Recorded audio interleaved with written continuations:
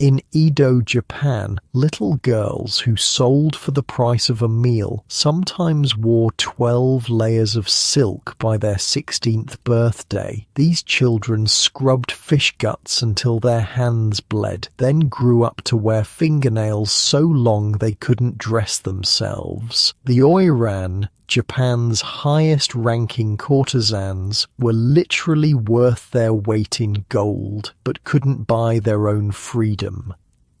So yeah, if these stories help you sleep, subscribe. And I'm curious, where are you listening from? Comment your city and time. Sometimes I see someone from California listening at 3 p.m. and I'm like, are you napping? Alright, tonight it's Yoshiwara's Floating World.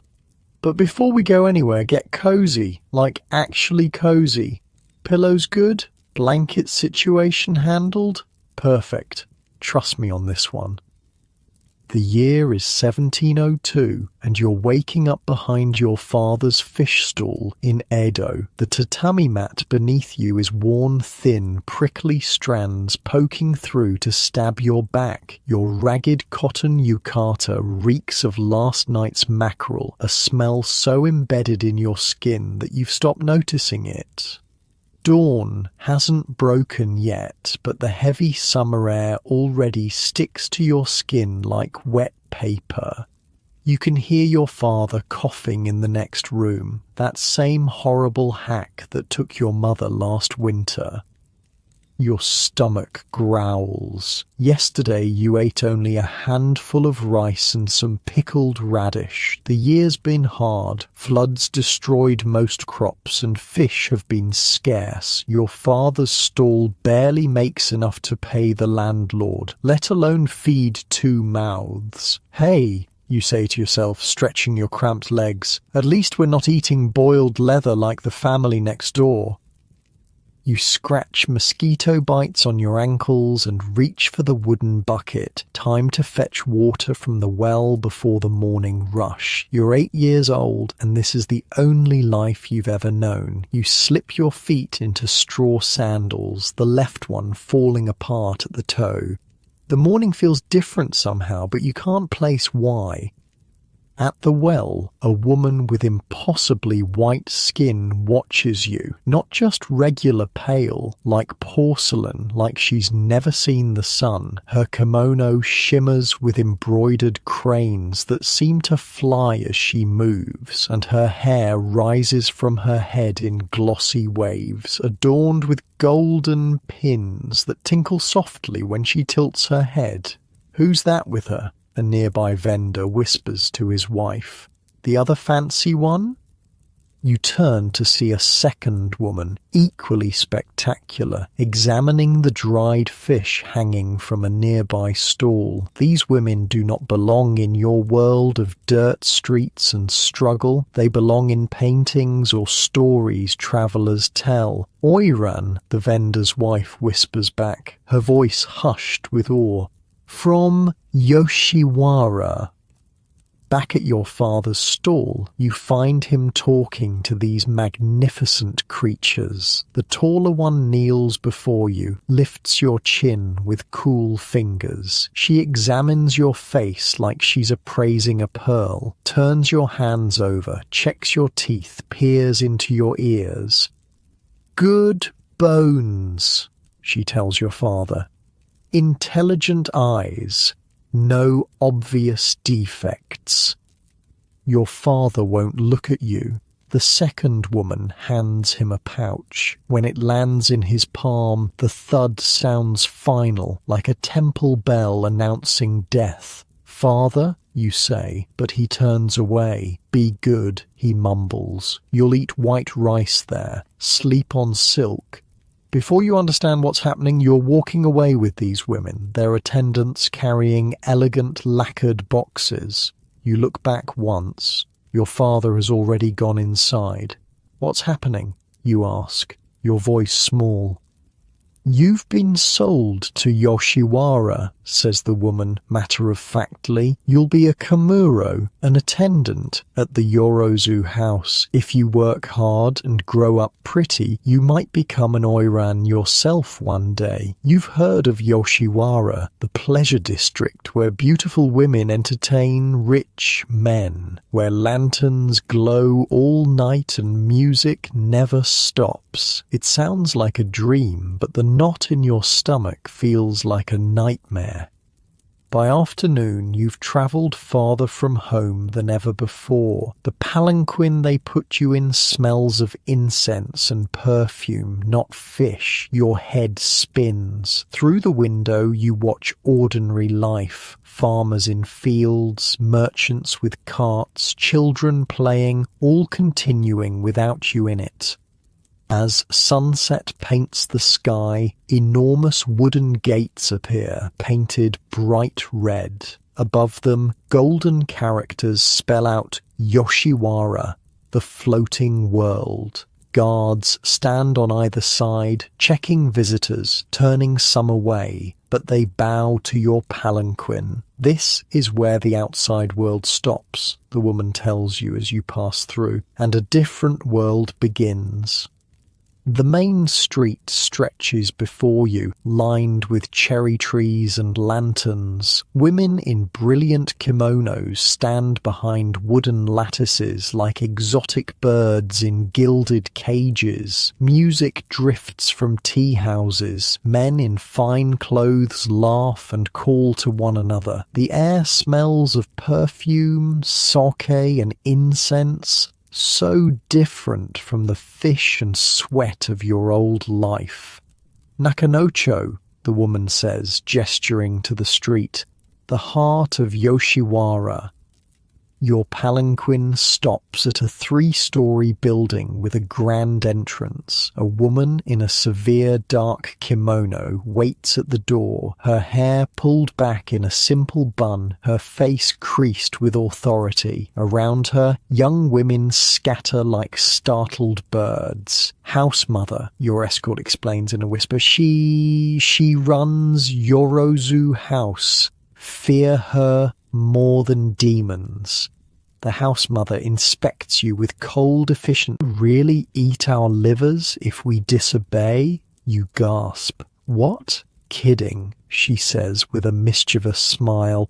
"I'm Kozue. That's Momiji and Sakura. We're all Kamuro for Takahime-sama." "Who's that?" "Only the most beautiful Oiran in Yoshiwara," Kozue says with pride. "We're her attendants. Now you are too."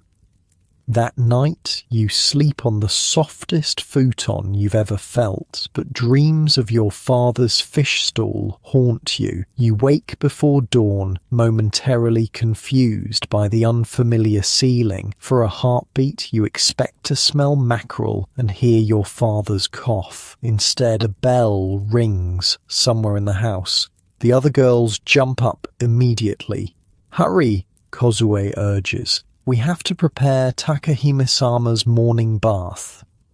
You follow them through dim corridors to a bathing chamber where steam rises from a wooden tub. The girls efficiently arrange towels, combs, oils and powders on lacquered trays. "You'll fetch water," Momiji tells you, pointing to wooden buckets. For the next hour, you carry buckets from the well to the bathhouse, your arms aching. Just as you finish, a vision appears in the doorway. A woman of breathtaking beauty, her nightrobe loosely draped around her shoulders. This must be Takahime.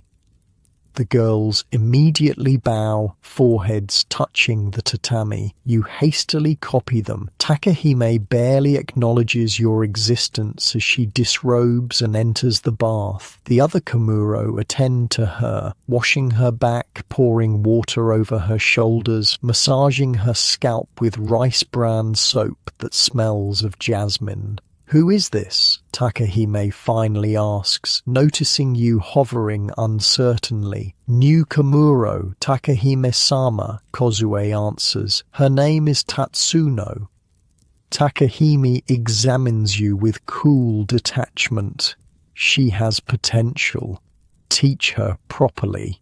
After the bath comes the elaborate dressing ritual. You watch in awe as layers of silk kimono are wrapped around Takahime's slender form. First the white under kimono, then the brilliant red middle layer, and finally an outer kimono of deep blue with silver cranes soaring across the fabric. 3 maids work together to dress her. One arranges her hair in the towering Shimada style, another applies white lead makeup to her face and neck, while the third massages her hands and feet. "An Oiran can't dress herself," Kozue whispers to you. "The kimono are too heavy, the sleeves too long. That's why we're here." When finished, Takahime is transformed into something beyond human, a living artwork. The white makeup erases all flaws, her lips are stained crimson, and her hair glitters with gold ornaments that chime softly when she moves. "Today, you'll learn to follow," Momiji tells you. "Watch everything. Say nothing." For the rest of the day, you shadow the Kamuro as they attend to Takahime's every need. You carry her shamisen when she goes to music practice. You hold her sleeve when she walks so it doesn't touch the ground. You fan her when she rests. You learn that an Oiran never pours her own tea, never carries anything heavier than a fan, never opens a door herself. In the evening, Takahime receives visitors in a luxurious reception room. Wealthy merchants and samurai sit at respectful distances, drinking sake and listening to her play the shamisen. Her fingers move across the strings like dancing butterflies, producing sounds so beautiful they make your chest ache. "Do you see that man?" Kozue whispers, pointing to a middle-aged merchant in expensive silks. "He spent enough money on Takahime-sama to buy a rice field, and that one there, with the scar, he once brought her a cage of nightingales because she mentioned liking their song." The men compete for Takahime's attention, offering clever poems and expensive gifts. She smiles and flirts, but you notice how her eyes remain cool, calculating. This is performance, not passion. Later, in the quiet hours before dawn, you help remove Takahime's makeup and elaborate kimono. Beneath all the artifice, she looks younger, more vulnerable. As she settles onto her futon, she notices you staring. "What is it, little dragon?" she asks. "Are you happy, Takahime-sama?" The question slips out before you can stop it.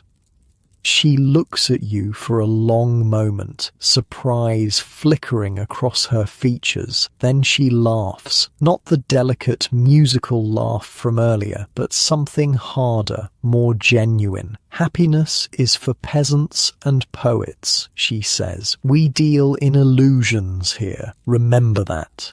You bow and retreat, her words echoing in your mind. That night, lying on your futon, you realize you've entered a world where beauty masks suffering, where luxury is a prison, where nothing is as it appears. The other Kamuro sleeps soundly around you, but your mind races through everything you've seen. Outside, the night drum sounds, marking the hours. From a nearby tea house comes the melancholy sound of a shamisen. In your old life, you'd be awake soon to help your father prepare his stall, but that life is gone. Yoshiwara, The floating world is your home now, and someday, if you learn well and grow beautiful, you might become an Oiran like Takahime. The thought both thrills and terrifies you. Unlike your worn tatami at home, this futon cradles your body like a cloud. The night air carries the sweet scent of cherry blossoms instead of fish. You should be grateful, you think. Many would envy your position. Yet as sleep finally claims you, you dream of the sea, of your father's weathered hands, of a life that was hard but honest. In Yoshiwara, nothing is honest. Not the painted faces, not the practiced smiles, not even the tears. And tomorrow, your training truly begins. 5 years pass in a blur of lessons and service. You're 13 now, no longer the scrawny fish seller's daughter. Your hands have softened, your speech refined. Today marks a pivotal moment, your promotion from Komuro to Shinzo, from child attendant to apprentice Oiran. The house mother summons you before dawn. She circles you like a hawk eyeing prey, inspecting your posture, your skin, your hair. Acceptable, she finally declares, which from her is high praise. You begin Shinzo training today. Takahime-sama requested you specifically. Your heart leaps. After years of washing Takahime's kimonos, fetching her tea and watching from the shadows, you've caught her attention. Do not disappoint her, the house mother adds, her voice sharp as a knife. Shinzo who fail become maids or worse. She doesn't need to explain worse. You've seen girls vanish to brothels in the outskirts of Edo, where men pay copper coins instead of gold. In the dressing room, attendants strip away your plain Komuro robe. The kosode they bring is nothing like you've worn before. Pale pink silk with cherry blossoms cascading down the sleeves. Arms out, orders the dresser, a no-nonsense woman with calloused hands.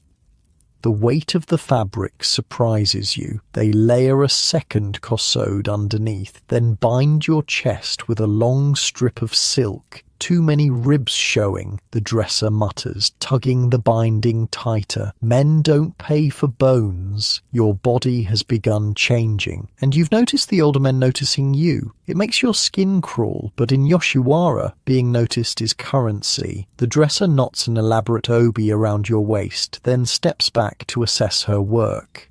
You'll do. Hair next.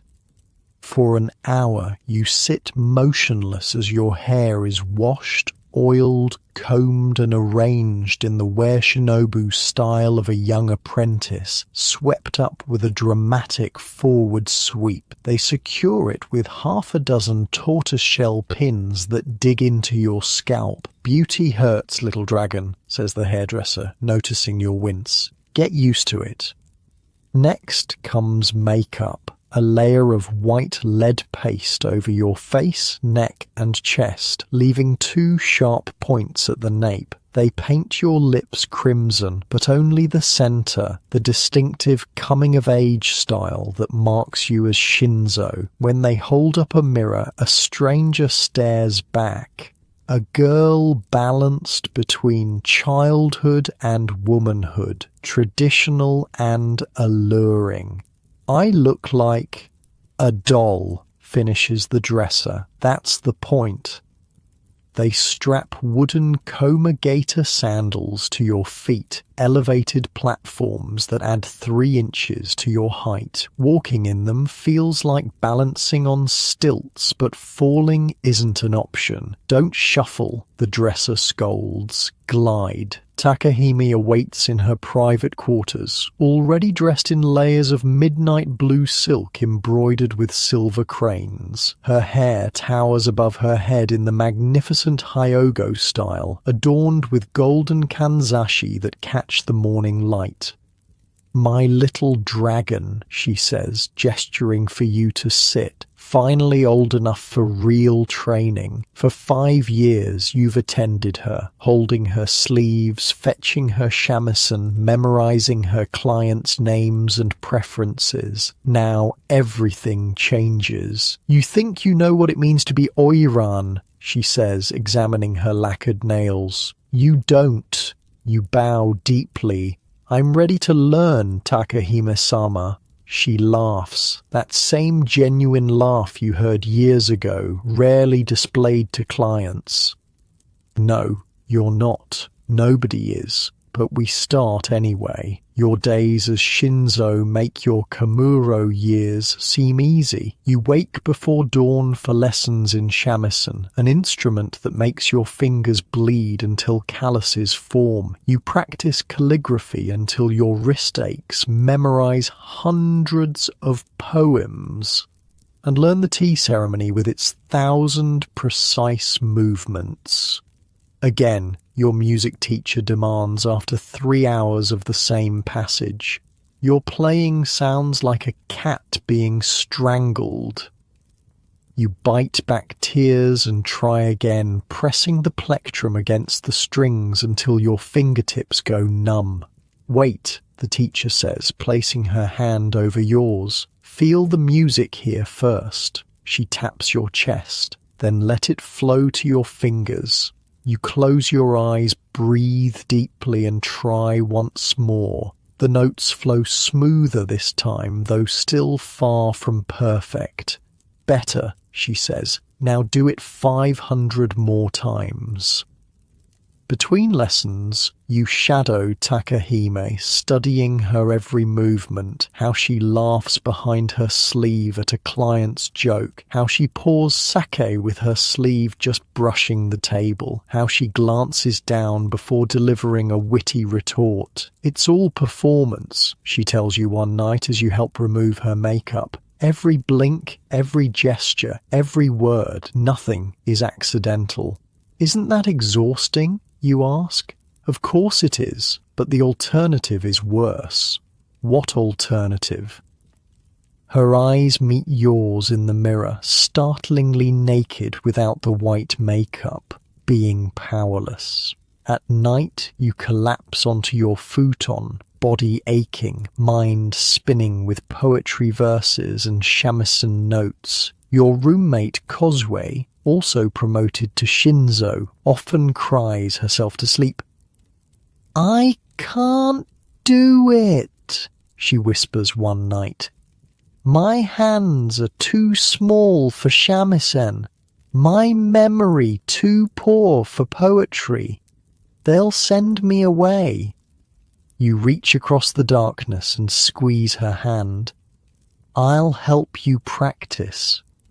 And you do. Every night, when others sleep, you drill Kozue on poems, correct her shamisen finger positions, and teach her the tea ceremony steps you've mastered. One morning, the dance instructor strikes Kozue's leg with her fan. Sloppy again, Kozue trembles but holds position. You catch her eye and give an imperceptible nod. She takes a breath and executes the turn perfectly.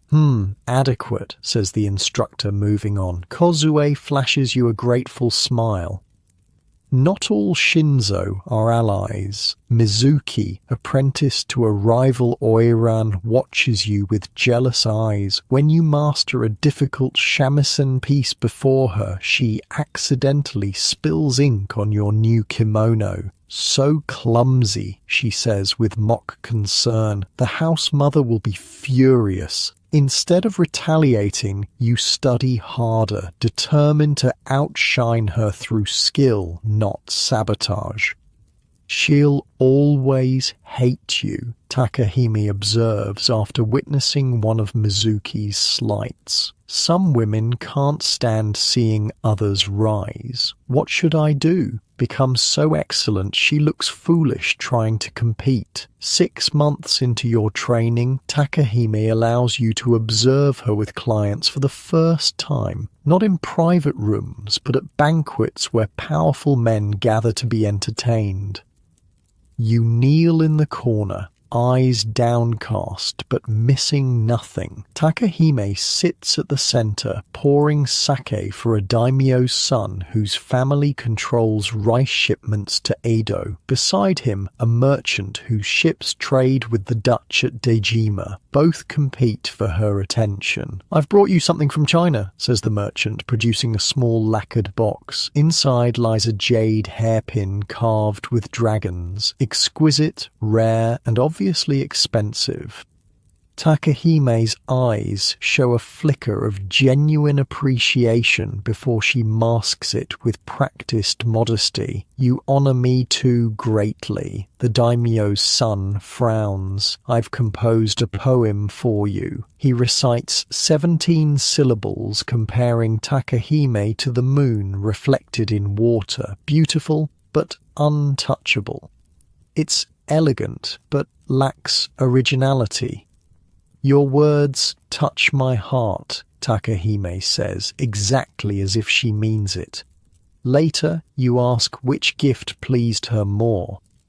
"The hairpin can be sold if needed," she says practically. "Poetry pays no debts." But didn't his words mean something? "Words are the cheapest currency in Yoshiwara," she replies. "Even the poorest man can afford pretty phrases." One night you're summoned to serve tea at a gathering of high-ranking Oiran. They lounge in casual disarray, their public personas temporarily set aside. Without clients present, they smoke kizaru pipes, laugh loudly, and gossip mercilessly.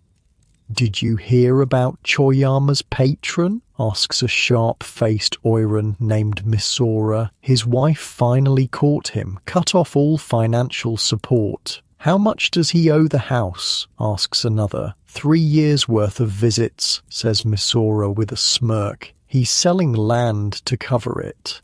And they say, "We're the ones who cause men to ruin themselves," laughs Takahime. "Men do that perfectly well on their own." You pour tea silently, absorbing every word. These women, so demure and refined in public, transform in private. They discuss business, politics, and gossip with keen intelligence. They calculate debts and payments with merchant precision. They strategize how to extract maximum profit from their admirers. "Your little Shinzo is listening too closely," Misora observes, eyeing you. "Good," says Takahime. "She should learn how the world really works." And you do learn. Each day adds new layers to your understanding of Yoshiwara's complex ecosystem. You discover that every smile, every favor, every moment of an Oiran's time has its price, and that price varies depending on her rank and popularity. You learn that some men visit merely to be seen visiting, their status elevated by association with certain Oiran. Others come seeking genuine connection, pathetically believing they're special despite paying for the privilege. The saddest ones believe they're in love, Takahime tells you. Those are the easiest to manipulate and the most dangerous when they realize the truth. Have you ever felt anything real for a client? You dare to ask. She considers this, tapping her pipe against a small ceramic bowl. Once, years ago. What happened? He promised to buy my contract, to marry me. Her eyes grow distant. Then his family arranged a political marriage instead. He still visits occasionally. And you still see him. His money is as good as anyone's, she says, but you catch the bitterness underneath. As your second year as Shinzo begins, your body continues changing. The house mother notices your developing figure and nods approvingly. Start preparing her for mizuage, she tells Takahime. She'll fetch a good price. The word sends ice through your veins. Mizuage, the ceremony that will end your apprenticeship and virginity, auctioned to the highest bidder. Every Shinzo faces it eventually. That night you find Takahime alone, writing a letter by lamplight. What's Mizuage really like? You ask, voice barely above a whisper. She sets down her brush and looks at you, really looks at you, perhaps for the first time. It's business, she says finally, like everything else here. Were you scared? Terrified. Her honesty surprises you, but it passes. Everything passes. She reaches for a small wooden box on her shelf and opens it, revealing a porcelain bottle. Sake helps, she says. So does this. She hands you the bottle. 2 drops in his drink. No more. It doesn't put him to sleep, just slows him down, makes him less eager. You clutch the bottle, this unexpected kindness bringing tears to your eyes. Thank you. We take care of our own, she says simply. Now go practice your shamisen. Your third finger still falters on the bridge passage. Your training intensifies as your mizuage approaches. Dance lessons become more rigorous, focusing on the subtle art of suggestion, a turned wrist, a lowered gaze, the flash of neck beneath white powder. Less obvious, barks the dance instructor, wrapping your arm with her fan. Seduction is suggestion, not invitation. Make them imagine, not expect. You learn to walk the fine line between promise and denial, between appearing available while remaining exclusive. You master the arts of conversation, knowing when to display knowledge and when to feign ignorance to flatter a client's ego. Men want beauty and brains, Takahime explains, but never so much brains that they feel inferior. You practice writing love letters, each word calculated to entice without committing. You study the art of the morning after letter, thanking a client for his visit while subtly encouraging his return. One afternoon, you're summoned unexpectedly to a private room where Takahime entertains a special client, a government official with connections to the shogun himself. He looks at you with appraising eyes. This is the Shinzo you mentioned, he asks Takahime. Yes, Matsudaira-sama, my most promising apprentice. Play something, he commands, gesturing to the shamisen in the corner. Your hands tremble as you kneel and position the instrument. You select a piece you've practiced 1,000 times, Moonlight on Snow, and lose yourself in the music. When you finish, he nods once. Acceptable. I'll consider your offer, Takahime-san. After he leaves, you turn to Takahime in confusion. What offer? I've suggested he bid for your mizuage, she says matter-of-factly. He's wealthy, refined, and not cruel. You could do worse for your first time. You feel simultaneously grateful and betrayed. Don't I have any say? Did I have any say? She counters. Did any of us? The question hangs between you, unanswerable. Your final lesson as Shinzo comes unexpectedly. You find Takahime alone in her room, staring at a letter, tears streaming down her unpainted face. Takahime-sama?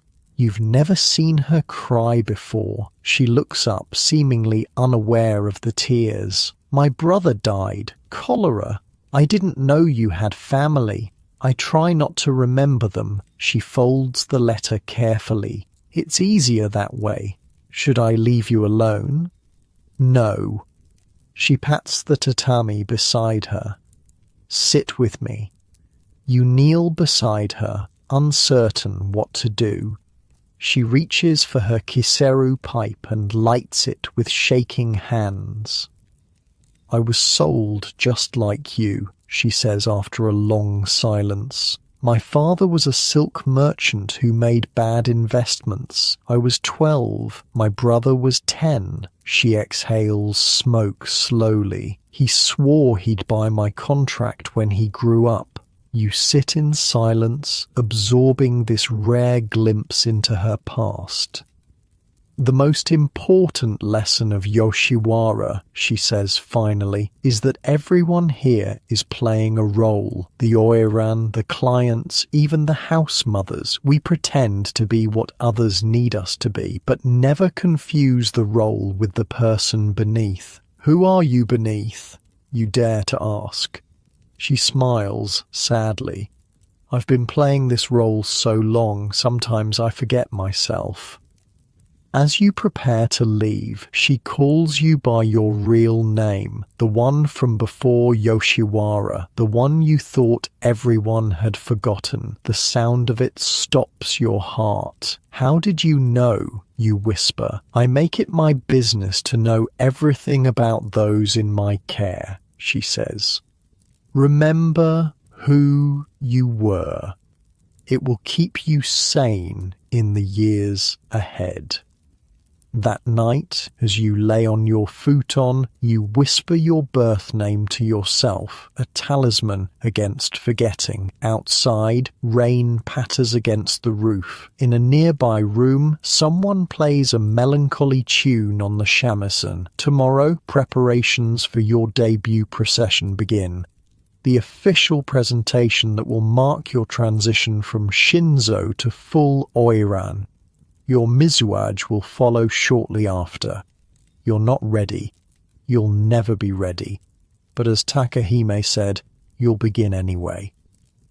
You close your eyes, remembering your father's fish stall, the smell of the sea, the simple life you once had. In your dreams, you're still that girl, feet firmly on the ground, not balanced on wooden stilts of Komagata sandals. But when dawn breaks, you'll rise as Tatsuno, Little Dragon, Shinzo of the Yorozu house, soon to debut as one of the most coveted prizes in Yoshiwara. The house mother wakes you before dawn on the day of your debut, not with the usual sharp command, but by kneeling beside your futon, a rare solemnity in her eyes. Today you become Oiran, she says, her voice uncharacteristically gentle. Few girls who enter Yoshiwara reach this rank.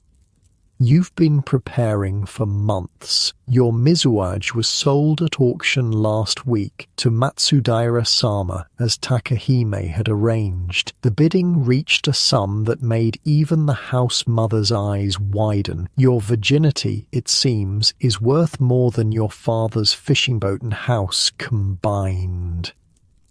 Rise, the house mother says. Your attendants are waiting. In the bath chamber, 3 maids scrub every inch of your skin with rice bran until it stings. They wash your hair with egg and camellia oil, then apply fragrant unguents in places that make you blush. No part of you will remain untouched or unprepared. The water's cold, you complain, shivering. One maid snorts. Wait till you're walking in the procession, then you'll wish for cold.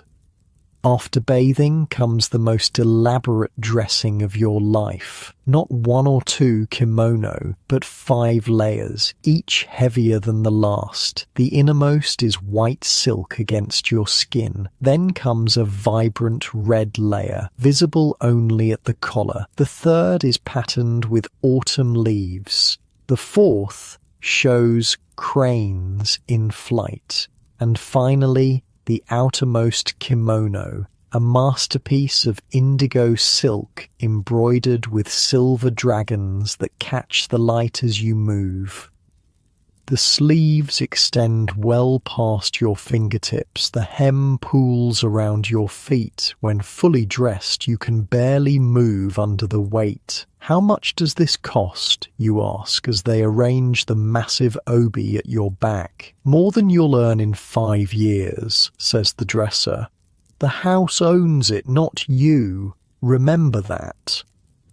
Your hair takes 3 hours. The waxed structure rises like a black lacquer sculpture, adorned with 15 kanzashi, gold, silver, tortoiseshell and jade hairpins that chime softly with each minute movement. When you calculate their worth, you realize you're wearing a fortune on your head alone. The makeup comes next. The distinctive white mask of an Oiran. Lead paste covers your face, neck and chest with 2 sharp points at the nape of your neck. Your natural lips are covered completely, then redrawn smaller and blood red in the center of your face. Your eyebrows are hidden with wax, then repainted higher on your forehead. When they finally allow you to see a mirror, a stranger stares back, beautiful, untouchable, inhuman. "Who is that?" you whisper. "That's Tatsuno the Oiran," says the dresser. "The girl you were is gone. They saved the most challenging part for last. Your footwear, Komagata sandals with blackened teeth nearly 10 inches high. Standing on them feels like balancing on stilts. Walking requires constant concentration. Take small steps," advises the dresser, "and remember the figure 8. Outside, the procession assembles. First come the attendants carrying lanterns with your name. Behind them, 2 Shinzo, apprentices like you were until today, wait nervously. Then comes your Kamuro, 3 little girls in matching kimono, their faces solemn with concentration. And finally your spot, the position of honor at the rear. The house mother inspects everything with critical eyes. She adjusts a hairpin, straightens an obi, repositions a sleeve. "Remember," she tells you, "this procession is an advertisement. Your beauty, grace, and value are on display. Walk slowly. Make them wait for each step. The harder you are to reach, the more they'll pay to attain you." Takahime appears, herself resplendent in ceremonial robes. For your debut, she'll walk the route ahead of you, a final honor from teacher to student.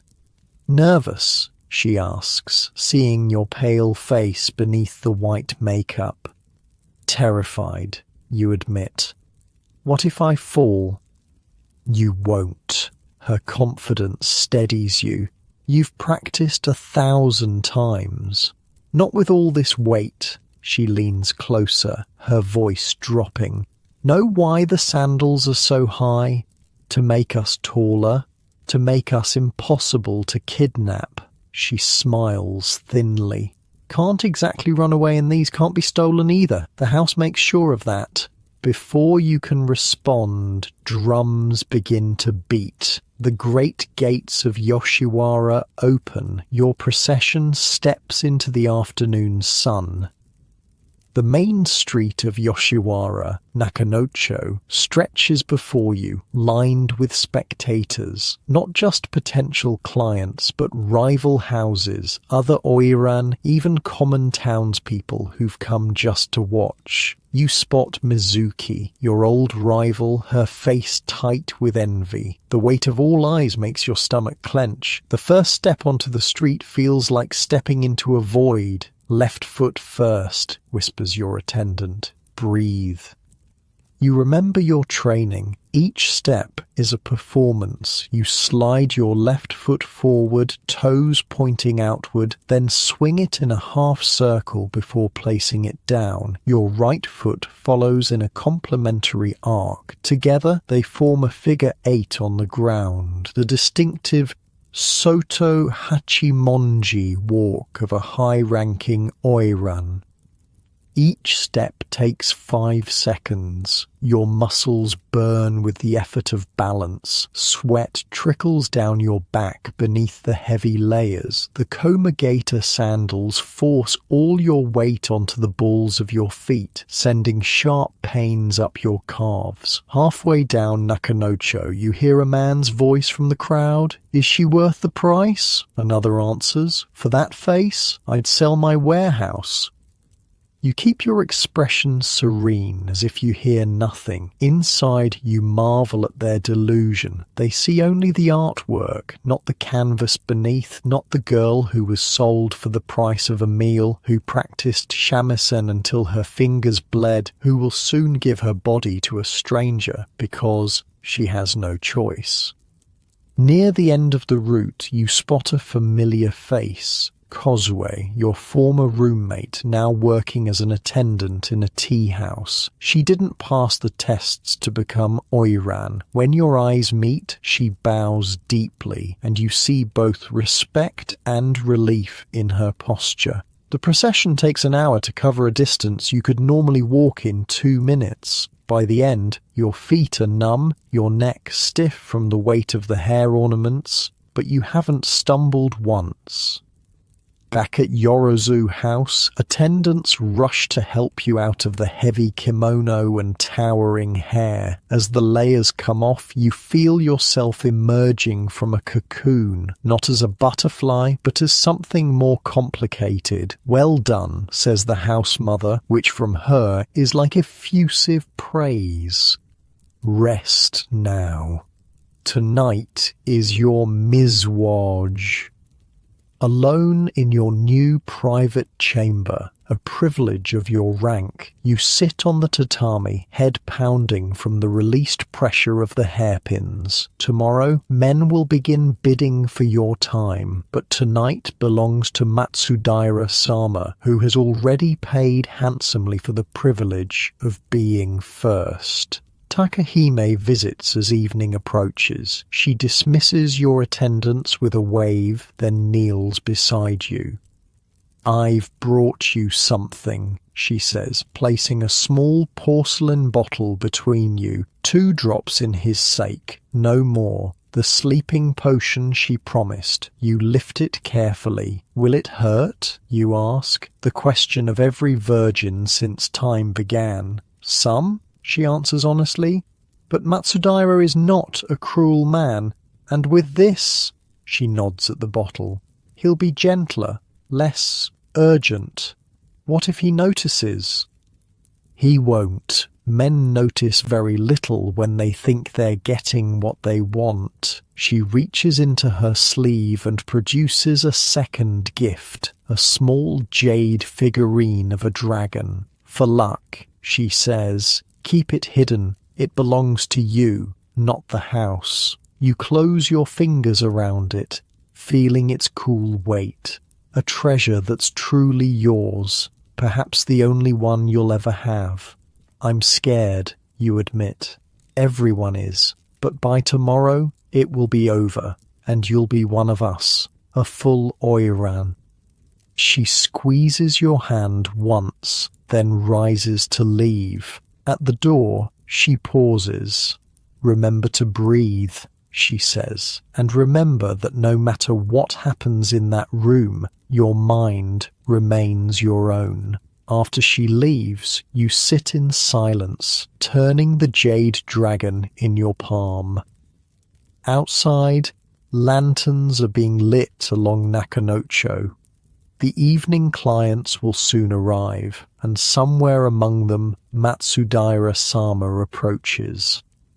You tuck both gifts into your obi and summon your attendants. Time for another transformation. They dress you in a furisode kimono, the long-sleeved style of unmarried women. The rich red silk is embroidered with gold butterflies that seem to flutter when you move. Your hair is arranged in the Shimada style, sophisticated but less elaborate than your procession coiffure. The makeup is reapplied, fresh and perfect. As darkness falls, a maid announces Matsudaira's arrival. You're escorted to a private room at the back of the house, one you've never entered before. The space is intimate, just 8 tatami mats with a single painted scroll in the tokonoma alcove. A small table holds sake and delicacies. The futon lies discreetly folded in the corner. You kneel beside the table, arrange your sleeves, and wait. When the shoji slides open, Matsudaira enters. He's a man of perhaps 40, with the refined features of aristocracy and the confident posture of power. His dark silk kimono bears his family crest, 3 hollyhock leaves within a circle. Tatsuno, he says, using your Oiran name as he kneels opposite you. You honoured me by accepting my bid, as if you had any choice, but you smile and bow exactly as trained. The honour is mine, Matsudaira-sama. You pour sake for him, making sure your sleeve doesn't touch the table, a sign of refined training. When he's not looking, you add 2 drops from Takahime's bottle to his cup. The ritual begins. You serve food, exchange pleasantries, even play the shamisen when he requests it. He recites a poem comparing you to a dragon rising through mist. You respond with appropriate modesty. It's all performance, all calculated. Even his desire follows a script. The way his eyes linger on your neck, how he positions himself closer with each cup of sake. After the 3rd cup, his eyelids grow heavy, his movements less precise. Takahime's medicine works. "Shall we retire?" he finally suggests, gesturing to the futon.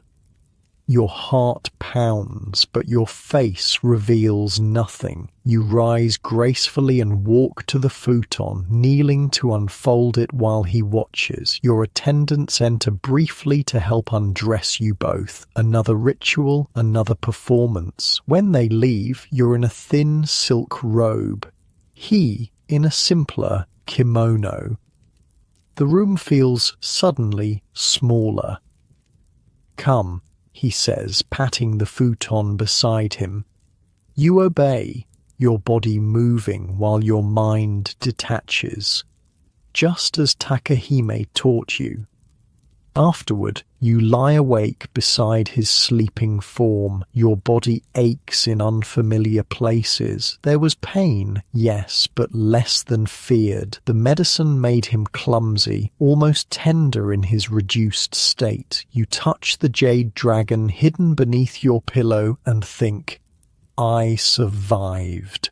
I am Oiran now. But what does that really mean? In the morning, Matsudaira leaves with formal thanks and a generous gift, a gold hairpin worth a small fortune. You bow and thank him appropriately, promising to treasure it always. Within an hour, the house mother has added it to her inventory. It belongs to the house, not to you. Your debt has been reduced by the mizuage payment, she informs you, reviewing her ledger, but new expenses begin today. Your kimonos, your hair ornaments, your cosmetics, all must be of higher quality now, all add to your account. You stare at the columns of figures. The debt that began when you were purchased has never decreased, despite years of service. It only grows. How much to buy my freedom, you ask.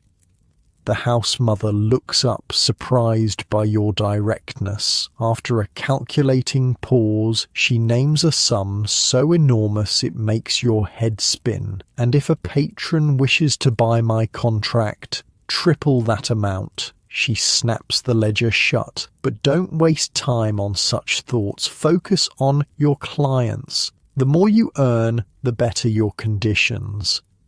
Your new status brings privileges, a private room, first choice of kimonos, 2 personal attendants, but it also brings responsibilities. You're expected to entertain more clients, perform at more banquets, maintain impeccable standards at all times. 3 days after your mizuage, you receive your first regular client, a wealthy silk merchant named Denzaemon. He's older than Matsudaira, less refined, but generous with gifts. "You're even more beautiful up close," he says, staring openly at your painted face. "I watched your procession. Magnificent. You smile and pour his sake. You honor me with your attention. I want to be your Dana," he announces abruptly, "your patron. You've been trained for this moment. A Dana pays monthly sums for exclusive privileges. First claim on your time, the right to sleep in your bed, status among his peers. Such an arrangement requires deep consideration," you reply carefully, "and approval from the house. I've already spoken to your house mother. The terms are agreeable."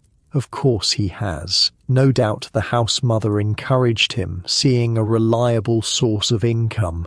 "Then I am deeply honored," you say, lowering your eyes modestly.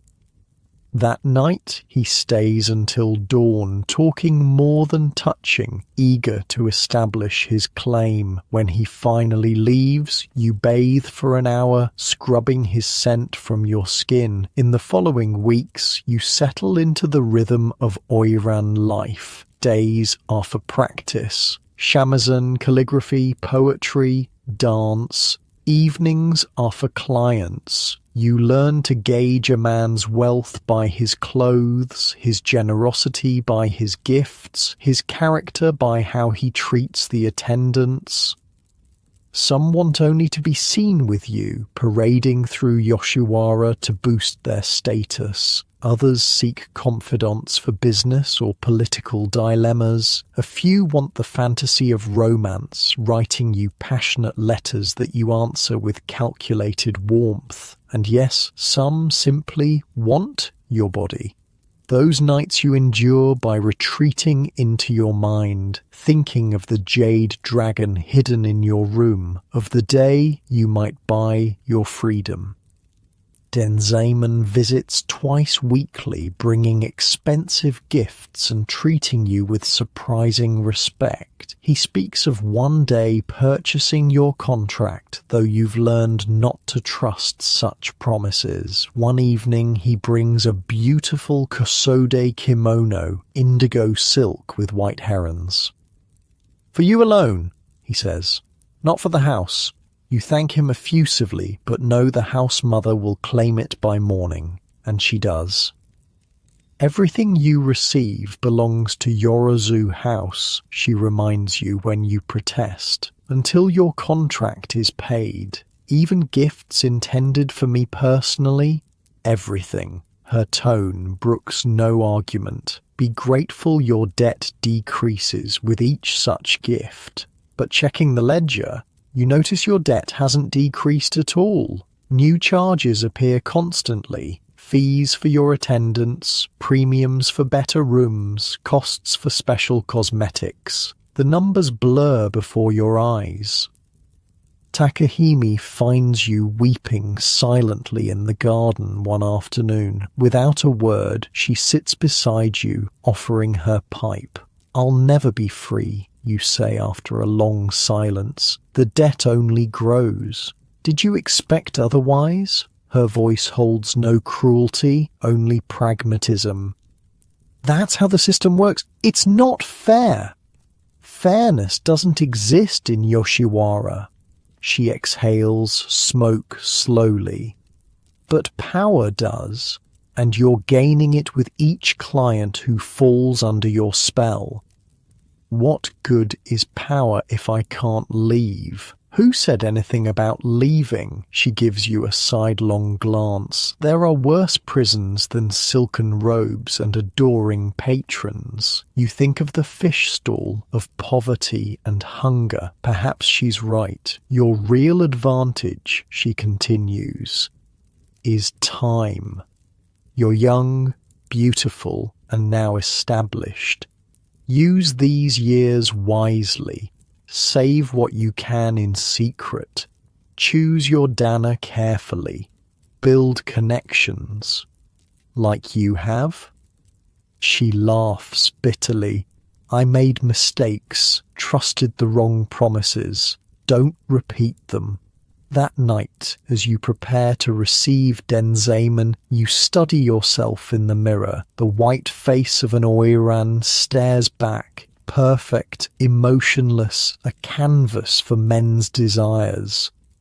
Beneath it somewhere is the girl who smelled of mackerel and dreamed of simple things.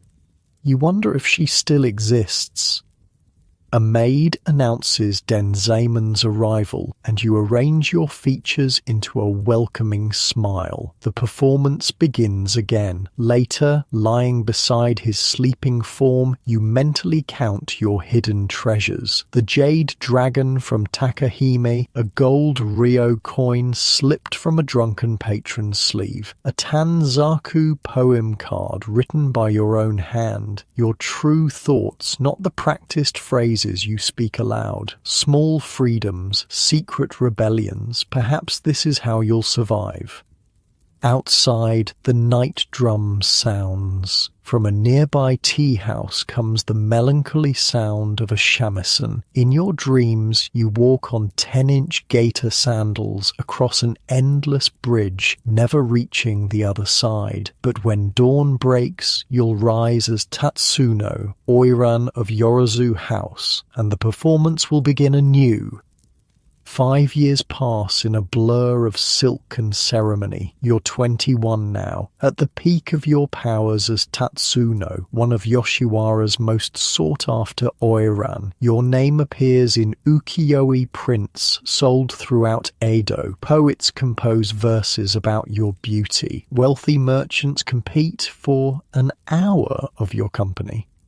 Dawn breaks over Yoshiwara. While ordinary people begin their workday, your first task is transformation. 3 attendants enter your private chambers, carrying lacquered trays loaded with combs, oils, and cosmetics. The Nakamura brothers have requested you for a noon banquet, says Yuki, your head attendant, as she unfolds a selection of kimono, and Denzaemon-sama will visit tonight.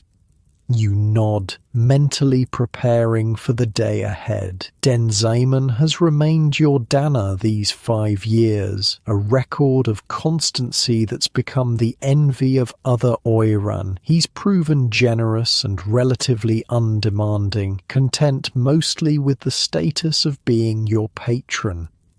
The blue one, you decide, pointing to a kimono patterned with silver waves. With the pearl kanzashi. The morning ritual begins. First, a bath scented with cherry blossoms. Then, your hair, washed yesterday and now arranged in the elaborate ginkgo leaf style favoured by top-ranking Oiran. The process takes 2 hours. You close your eyes, drifting between sleep and wakefulness as skilled hands transform you. Sit straighter, Yuki murmurs. Your neck will show lines if you slouch. Lines, the first enemy of an Oiran. You've seen how quickly women fall from favour once their skin loses its smoothness, how the most celebrated Oiran of last year now struggles to attract clients, all because of a small scar from a burning coal that landed on her cheek. Beauty is currency in Yoshiwara, and currency can be devalued overnight. Next comes the white lead makeup, applied in careful layers to your face, neck, and chest. You've learned to ignore the knowledge that it's slowly poisoning you. Many older Oiran suffer tremors in their hands, their payment for years of painted beauty. Tatsuno-sama, says a young attendant barely 12. Does the makeup hurt? You glance at her innocent face, remembering your own early days. No, you lie. You get used to it. She nods solemnly. watching as Yuki outlines your lips in crimson, carefully creating the small, perfect mouth that men find so alluring, so different from your natural fullness. As they dress you in layers of silk, binding your body into the perfect Oiran silhouette, you stare at the ceiling and recite poetry in your mind. This detachment, this ability to exist outside your body, has become your greatest skill. By mid-morning, the transformation is complete. You no longer feel the weight of the kimono or the pinch of the hairpins. After years of practice, discomfort has become your natural state. Beautiful, whispers the young attendant. You smile at her reflection in the mirror. It's all artifice, you say. Remember that. The Nakamura brothers, wealthy rice merchants who control half the granaries in Edo, have rented Yorozu House's finest banquet room for their gathering. When you enter, conversation stops. 6 men kneel around a low table laden with delicacies, their eyes following your every movement. "Gentlemen," you say, your voice pitched to the perfect register. Clear but soft, confident but demure. You honor Yorozu House with your presence. You kneel gracefully, your attendants arranging your kimono sleeves in elegant folds. The room smells of sake, cedar, and male anticipation. "Tatsuno-sama," says the elder Nakamura, a bull of a man whose crude manners betray his rural origins. "We've been arguing about which poet best captured the essence of cherry blossoms. Perhaps you can settle our debate?" It's a test. They want to gauge your education, your wit. These nouveau riche merchants crave not just beauty, but refinement, the cultural capital their money can't directly buy. You smile slightly. Perhaps Saikaku said it best. Cherry blossoms at their peak are like the faces of the courtesans, most beautiful just before they fall.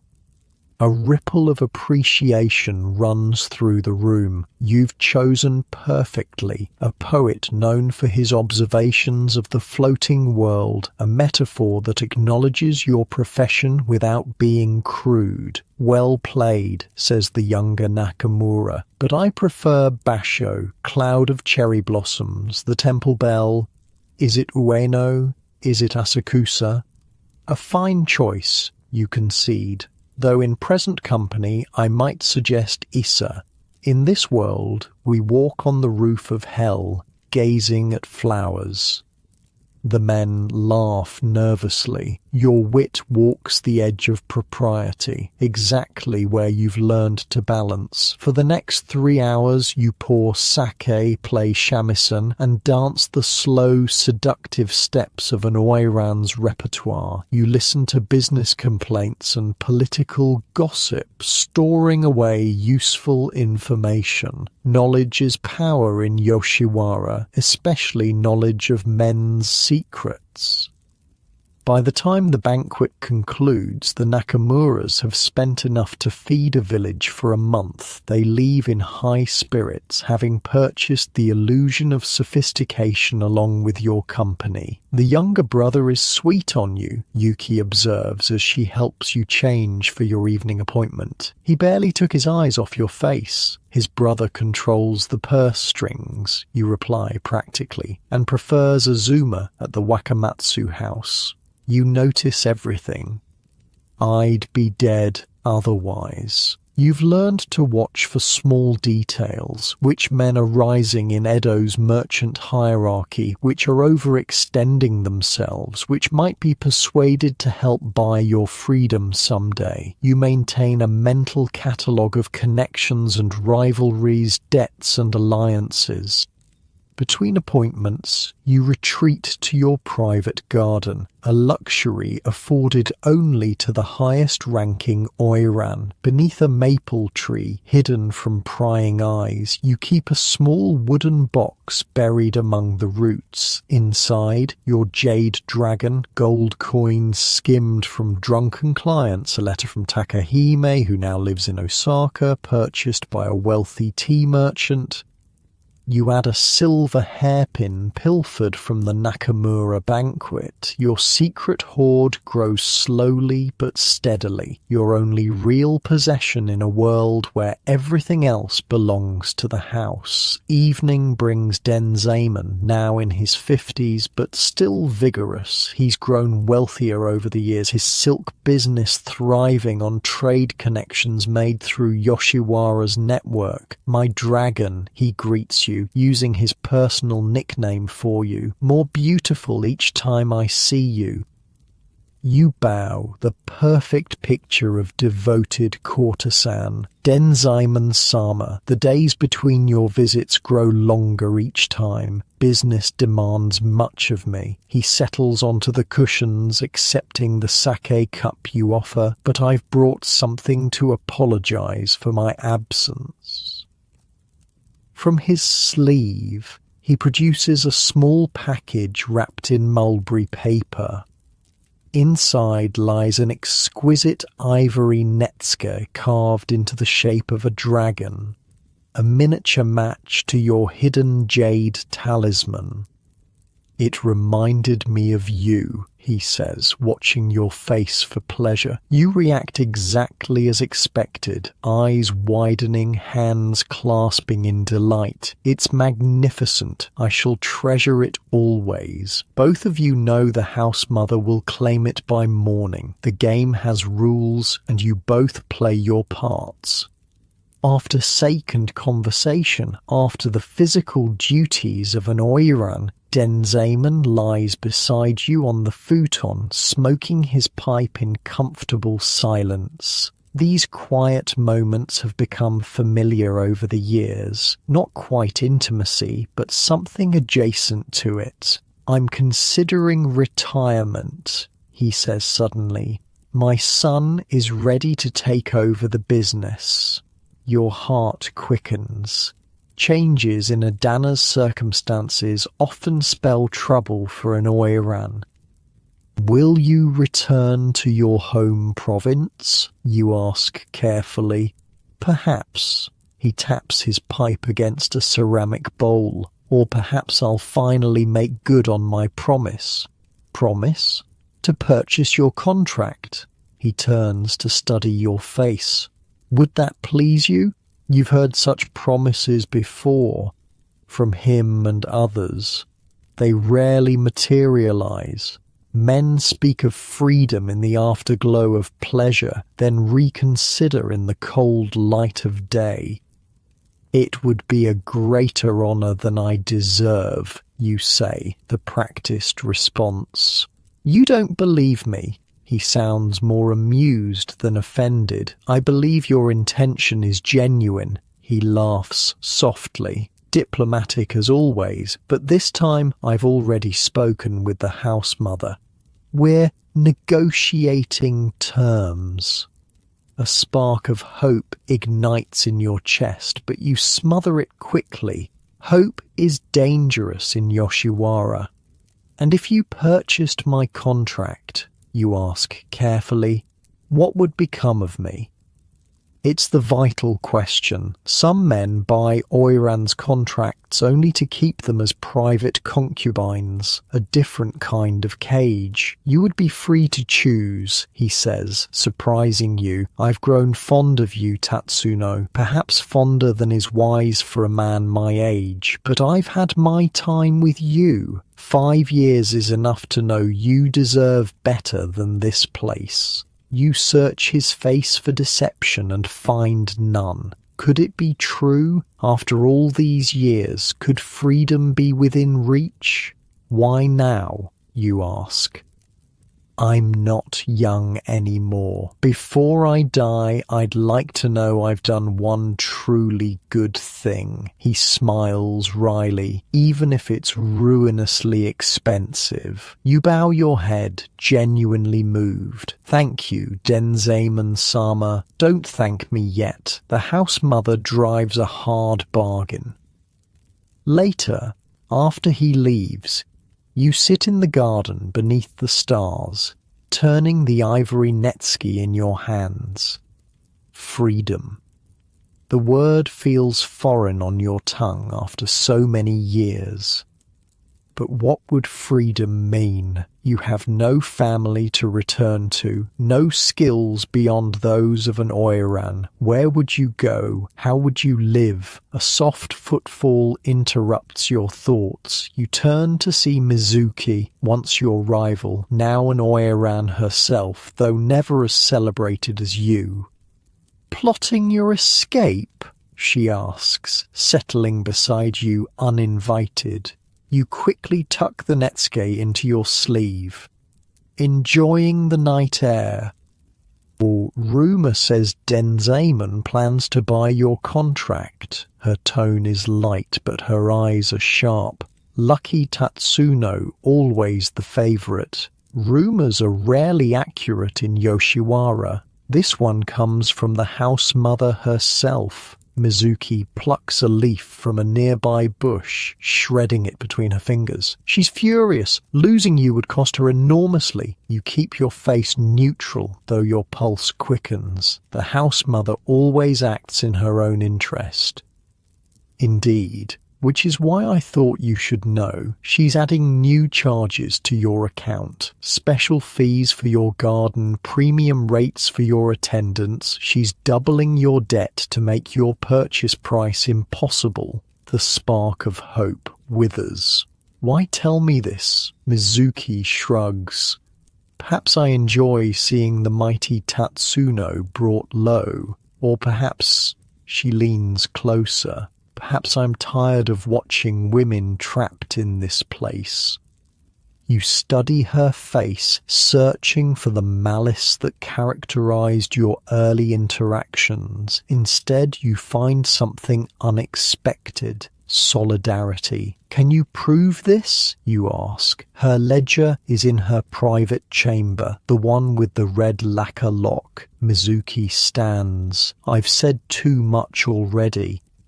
After she leaves, you sit motionless, mind racing. If what she says is true, your freedom will forever remain just out of reach. The house mother can simply keep adding to your debt faster than anyone can pay it off, unless a dangerous plan forms in your mind. The house mother's chamber is forbidden to everyone except her personal attendant. The punishment for entering without permission is severe, perhaps even fatal.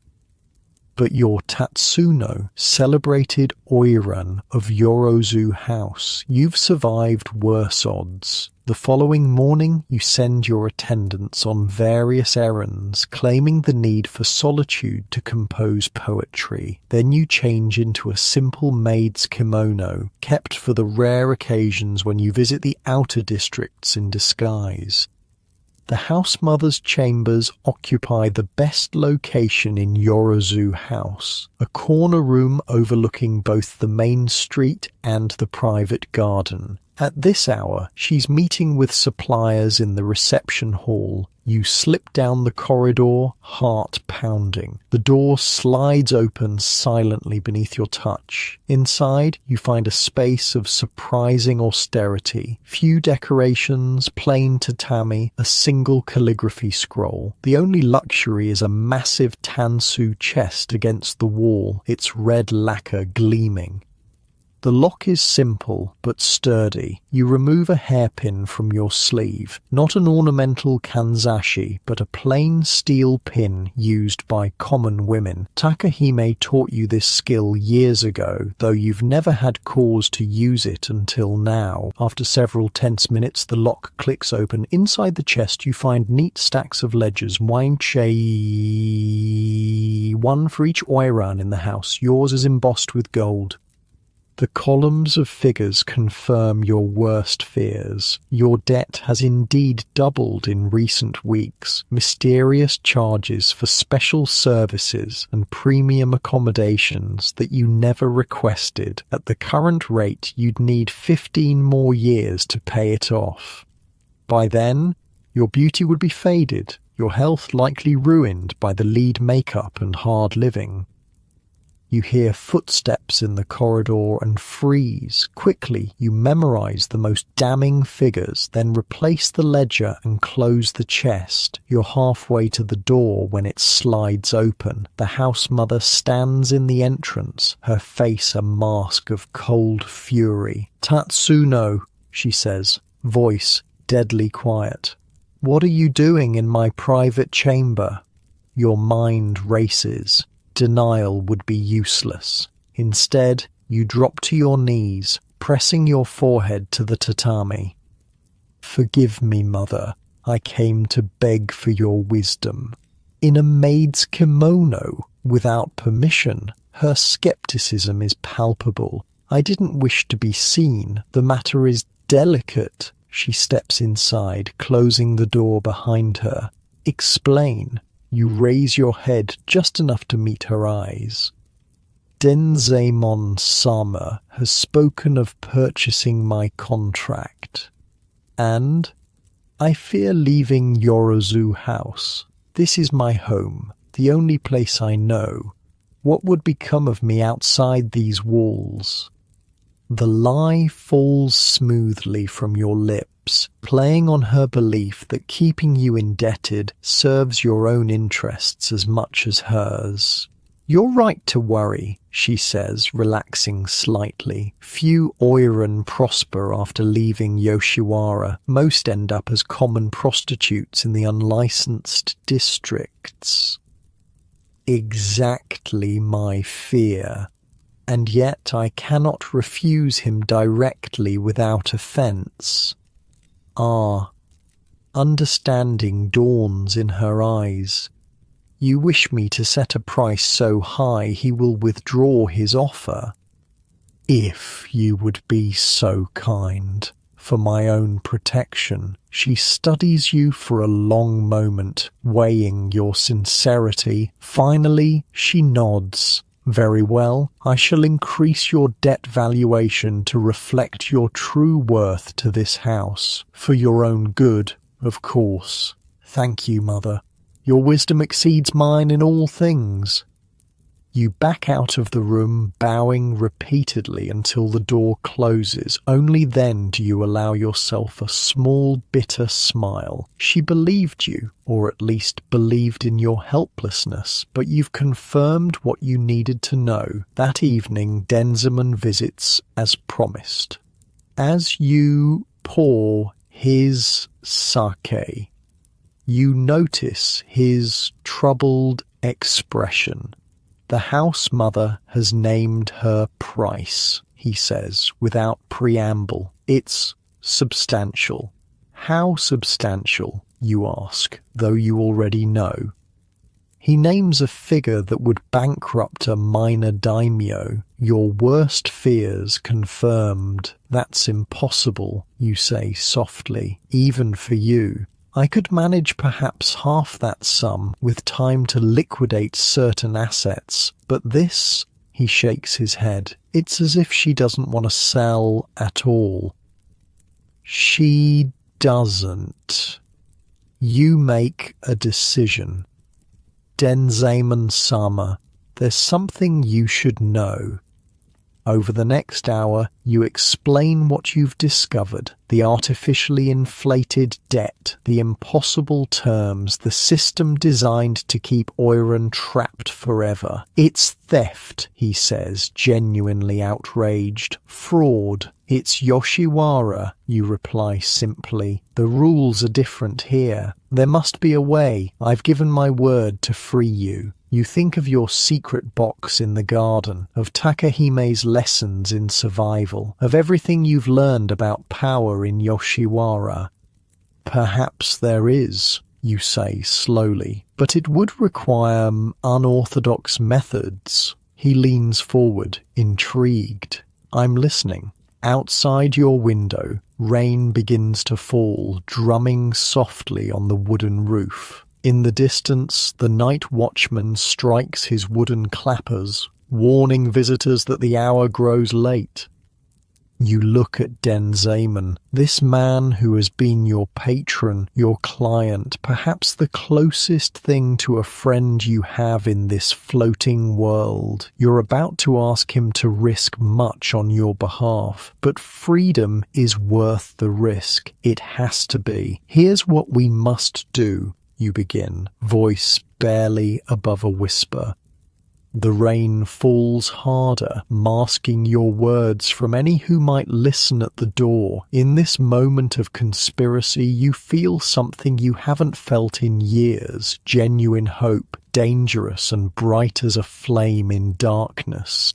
3 years pass, seasons change, cherry blossoms bloom and fall again and again. You're 24 now, no longer young by Yoshiwara standards. When you glance in the mirror during your morning preparations, you catch glimpses of time's passage, a fine line near your mouth, a strand of silver among the black, small betrayals of your body against the illusion of eternal youth. Hold still, Yuki murmurs as she applies your white makeup, carefully filling the new crease beside your eye. You moved again. Sorry. You close your eyes, feeling the familiar weight of lead paste on your skin. After all these years, you've begun to taste it. A metallic tang at the back of your throat, a harbinger of the slow poisoning every Oiran endures for beauty. Some mornings, your hands tremble slightly. Nothing obvious yet, nothing clients would notice, but you notice. The early stages of lead sickness, the price paid for years of painted perfection. There's a new girl at the Ogiya house, Yuki says casually, adding a touch of red to your lips. They say she's 16, from Kyoto, plays the koto better than anyone in Yoshiwara. You recognize the warning in her words. New beauties arrive constantly, each one trained to outshine the established Oiran. Youth is their advantage. Fresh faces, unblemished skin, the novelty that wealthy clients crave. I heard, you reply calmly. Ume, isn't it, with the mole beside her eye? Always stay informed, always know your competition. The lessons of survival never change. They're calling her the Nightingale of Yoshiwara, Yuki continues. 3 daimyo's sons visited her debut, unusual for someone so new. You remember your own debut, 8 years ago. The heavy kimono, the towering Komagata sandals, the painful figure-8 walk. You were the sensation then. The girl everyone wanted. Now you're established, respected, but no longer the brightest star in Yoshiwara's crowded sky. We should send her a welcome gift, you say. The coral kanzashi would be appropriate. Yuki raises an eyebrow. That's one of your favorites. Precisely. Let her know I notice her arrival, but am secure enough to be generous. You've learned these subtle power games well. Include a poem. Something about nightingales and their brief singing season. A gentle reminder that beauty fades, that today's sensation becomes tomorrow's memory. Your attendant nods appreciatively. Clever as always, Tatsuno-sama, as she arranges your hair in the elaborate style of a senior Oiran. You notice her own hands, young, smooth, unblemished. Yuki is 19, old enough to have become Oiran herself if she'd had the beauty or talent. Instead, she serves as your trusted right hand. You've taught her well, shared your secrets and knowledge. Is it true, she asks, securing a golden hairpin shaped like a butterfly, that Denzaemon-sama hasn't visited in 3 weeks? The question carries weight. A Dana who stops visiting often signals the end of his patronage, and an Oiran without a steady patron becomes vulnerable. He's travelling to Osaka on business, you reply smoothly. He sent a letter and gifts just yesterday. The lie comes easily. In truth, Denzaemon hasn't visited because he's been carefully, quietly liquidating assets, selling warehouses, calling in old debts, converting property to cash, all part of the plan you devised that rainy night 3 years ago. A slow, cautious plan that requires absolute secrecy. The house mother would destroy you both if she suspected. Your appointments have thinned slightly in recent months, where once you entertained nightly, now you sometimes find yourself with empty evenings. Not dramatic enough to cause alarm, but noticeable. The house mother has begun steering the most wealthy new clients toward younger Oiran. Tonight, however, you're engaged to entertain at an important banquet, a gathering of government officials and wealthy merchants at the Kikuya Tea House. You'll share the event with 3 other Oiran, including the new girl, Ume. As you walk through Yoshiwara's main street toward the tea house, attendants holding paper lanterns before you, you notice the subtle shift in attention from passers-by. Their gazes linger first on Ume, resplendent in crimson silk, her young face a perfect oval of white, before sliding to you in delayed recognition. Tatsuno-sama, a long-time admirer, bows deeply from the crowd. Still the most beautiful in Yoshiwara. You acknowledge him with a slight nod, your face betraying nothing of your thoughts. He's lying, of course. The crown has passed, but he's kind to pretend otherwise. Inside the tea house, you take your place among the Oiran, kneeling gracefully despite the weight of your kimono and hair ornaments. You've chosen an understated elegance tonight, indigo silk embroidered with silver waves, your hair adorned with pearls rather than flashy gold. Let Uma shine with gaudy brightness. You'll glow with subtle sophistication.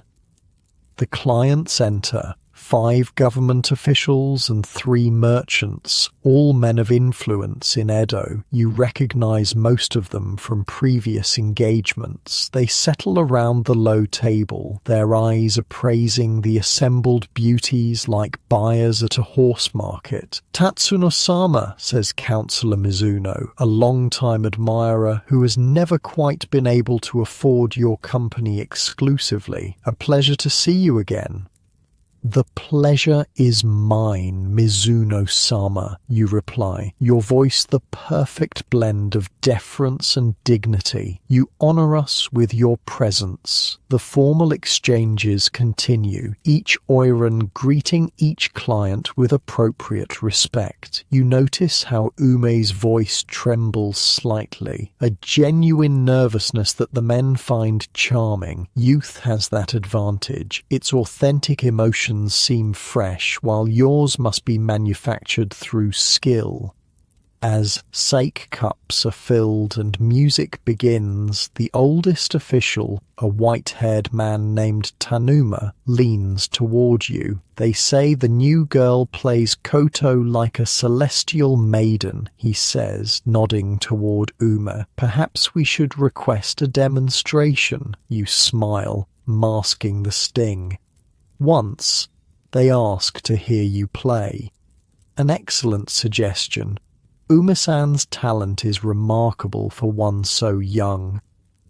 Servants bring forth a koto, placing it before Ume, who effects an appropriate show of modest reluctance before acquiescing. Her fingers move across the strings with undeniable skill, producing music both technical and soulful. When she finishes, the room erupts in appreciative murmurs. You clap politely, acknowledging genuine talent when you see it. Now we must hear Tatsuno-sama, suggests Mizuno loyally. Her shamisen playing remains unmatched in Yoshiwara.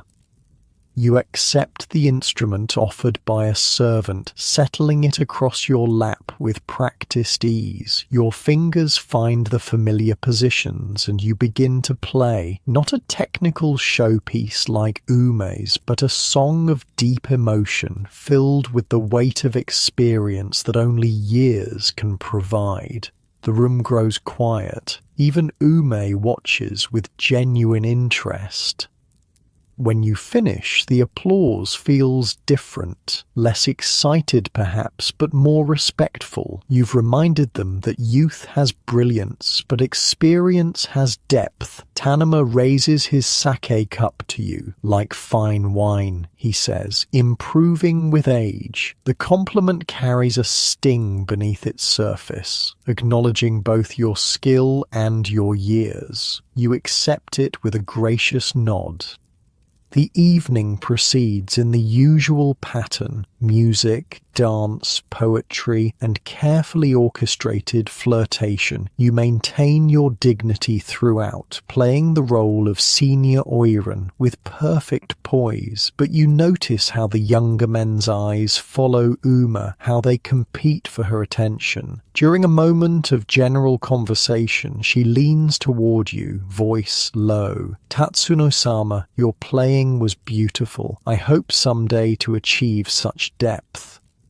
The compliment seems genuine, lacking the barbed undertone you'd expect from a rival. Perhaps she's truly respectful, or perhaps she's clever enough to recognize that open competition would be unwise. You play with remarkable skill already, you reply. The technical aspects of music come easier in youth. The emotional expression develops with time.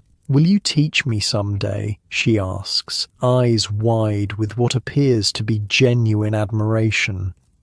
Before you can answer, one of the merchants calls for Ume's attention and she's drawn away. You watch her go, reminded suddenly of yourself at 16, talented, beautiful, naive to the harsher realities of Yoshiwara after the banquet. As you walk back to Yorozu House through the lantern-lit streets, your attendant Yuki sighs.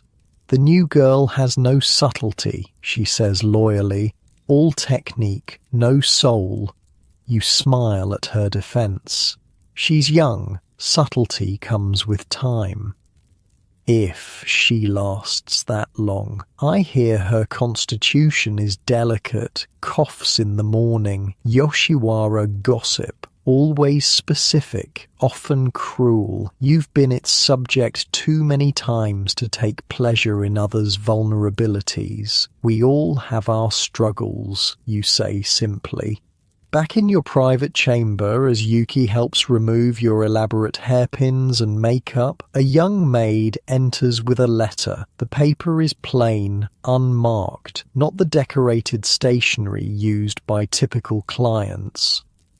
It was left at the gate, the maid says, bowing. Specifically for Tatsuno-sama, you wait until you're alone to open it. Inside, a single line of calligraphy in a familiar hand. The crane prepares to fly 3 days hence. Denzaemon's signal. After 3 years of careful preparation, your plan approaches its culmination. Your heart beats faster despite your effort to remain calm.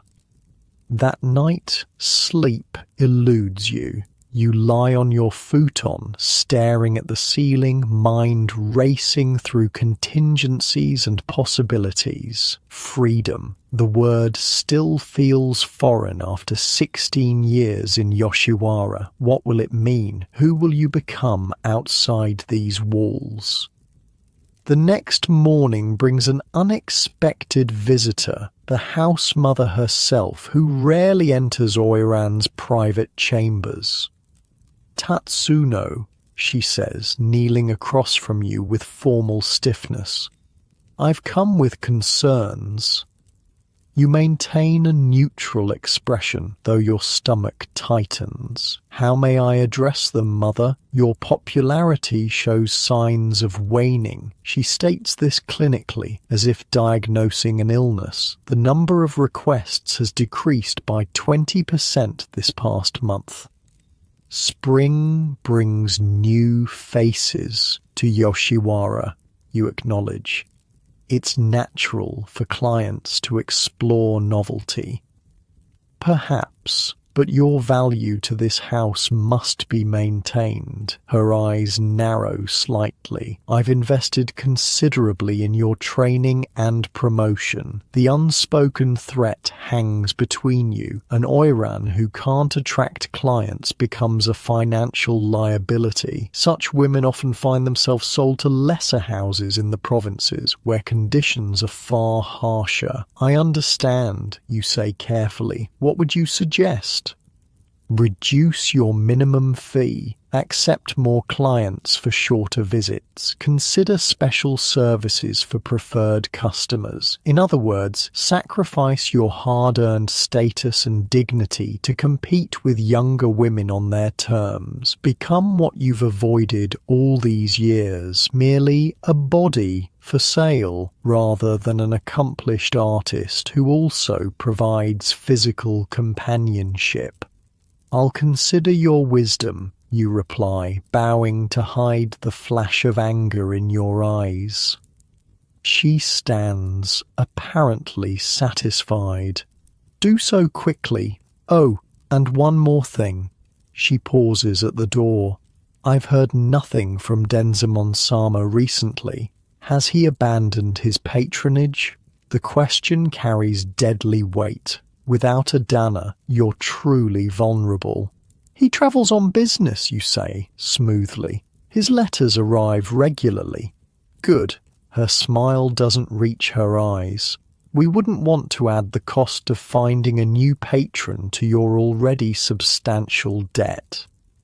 After she leaves, you sit motionless, thoughts churning. She suspects something, perhaps not your specific plan, but something. The timing feels dangerous. That evening, you send Yuki to the market with a sealed message to be delivered to a specific tea merchant, your roundabout way of contacting Denzemon without arousing suspicion.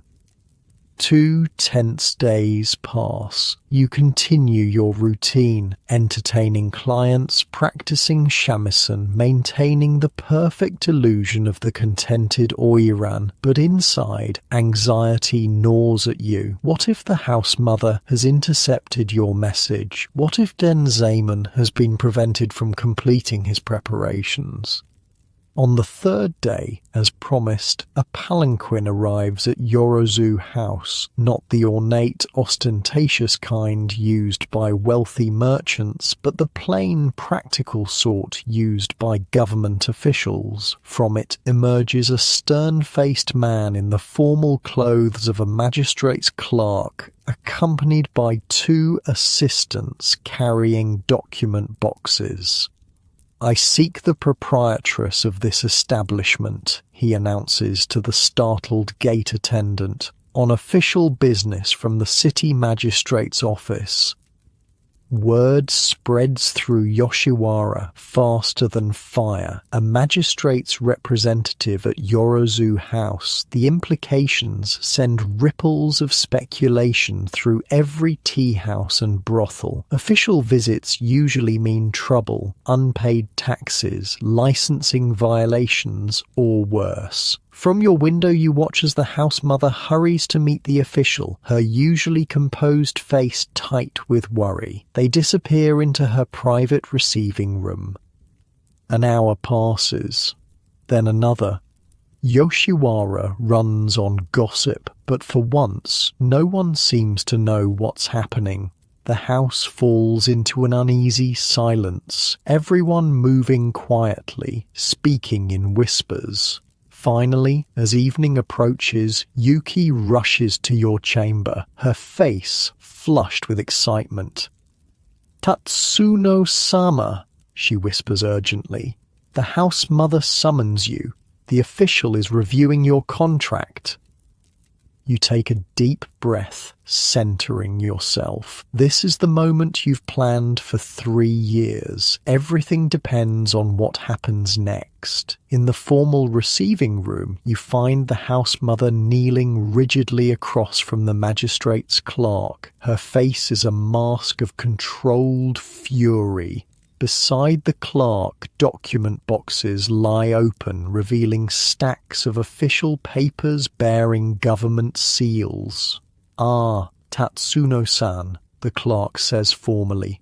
"Please join us." You kneel gracefully, face betraying nothing of your inner turmoil. This official, the house mother says, her voice tight, claims to be conducting an audit of contracts in all licensed pleasure houses by order of the city magistrate. "Indeed," says the clerk, adjusting his spectacles.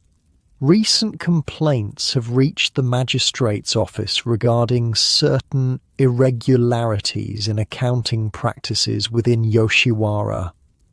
You maintain a perfect expression of polite confusion. "How may I assist with this matter? Your contract has been specifically identified for review," he explains, "as part of a random sampling of cases." Random, of course, the culmination of 3 years of careful planning, of denzaemon calling in political favors accumulated over decades of silk trading, of bribes paid and officials persuaded, all to create this moment of random selection. The house mother's eyes bore into you, suspicion darkening her features. She knows. Not everything, perhaps, but enough to sense your involvement. "According to these records," the clerk continues, consulting a ledger, "your initial purchase price was 50 ryo, correct?" "Yes. Honourable sir," you confirm, keeping your voice steady. "And your current debt to Yorozu House is listed as—" He adjusts his spectacles. 7,300 ryo. The house mother interjects smoothly. Oiran of Tatsuno's caliber require substantial investment. Her training, kimono, hair ornaments. Yes, the clerk interrupts. "However, our office has conducted a thorough review of standard costs and reasonable profit margins for licensed establishments." He produces another document, this one bearing the magistrate's seal. "According to our calculations, accounting for all legitimate expenses plus a generous profit margin, your maximum lawful debt should not exceed 1,600 ryo." The house mother's face pales beneath her makeup. "That's absurd. The costs of maintaining a high-ranking Oiran are well documented," the clerk finishes firmly, "as are the legal limits on interest and service fees that may be charged." He turns to you. "Tatsuno-san, are you aware that someone has offered to purchase your contract?" Your heart pounds so loudly you fear they might hear it. "No, honourable sir, a merchant named Denzaemon has petitioned the magistrate's office directly, offering to pay your lawful debt in full. Given the discrepancies identified in your account, the magistrate has approved this petition." The house mother's hands clench into fists against her kimono. This is unprecedented interference in private business matters. Yoshiwara has always operated under its own regulations, which exist at the pleasure of the shogunate, the clerk reminds her coldly. The magistrate has determined that certain practices have exceeded reasonable bounds. This case will serve as an example of proper accounting going forward. He turns to you again. The sum of 1,600 ryo has been paid to Yorozu House on your behalf. Your contract is hereby transferred to Denzaemon-san, who has, in turn, registered your manumission papers with the city office. Manumission, freedom. The word echoes in your mind like a temple bell. You are no longer bound to Yoshiwara, the clerk continues. You may leave whenever you wish. The house mother's face contorts with rage barely contained. This is theft. 16 years of investment is more than compensated by the settlement, the clerk states firmly. The magistrate's decision is final. As the implications settle over the room, you maintain your composure through sheer force of will. To break now, to show emotion, would be dangerous. The house mother's fury could still find outlets for revenge. I am grateful for the magistrate's wisdom, you say formally, and for the care I have received at Yorozu House these many years. The clerk nods approvingly at your diplomacy. You may gather your personal belongings. A palanquin waits to transport you wherever you wish to go. The house mother rises abruptly. I must review these documents with my legal advisor. Excuse me. After she storms out, the clerk allows himself a small smile. Your patron has influential friends, he says quietly. This audit required many signatures. You bow deeply. Please convey my deepest gratitude to all concerned. He awaits you at his residence in Nihonbashi, unless you prefer another destination. The question startles you. In all your planning, you hadn't considered that freedom would require immediate decisions. Where would you go, if not to Denzaemon's home? You have no family, no other connections outside Yoshiwara. His residence will be suitable, you reply, for now. As you return to your chamber to collect your few true possessions, the jade dragon, your secret savings, Takahime's letters, reality begins to sink in. 16 years in Yoshiwara, and now, suddenly, freedom. Yuki helps you pack, her eyes wide with wonder and a touch of envy. Will you be all right? You ask her. The house mother will be looking for someone to blame. I'll manage, she says firmly. I've learned from the best. You press a gold ryo into her palm, part of your secret hoard. Find me in Nihonbashi if you ever need help. Outside, dusk has fallen. Lanterns glow along Nakanocho, casting familiar shadows on the street where you've walked thousands of times. A plain palanquin waits at the gate, its bearers standing respectfully aside. You take one last look at Yorozu House, the place that has been your prison and your home since childhood. Through its windows you see shadows moving, life continuing. Yoshiwara will go on without you, just as it has gone on for centuries.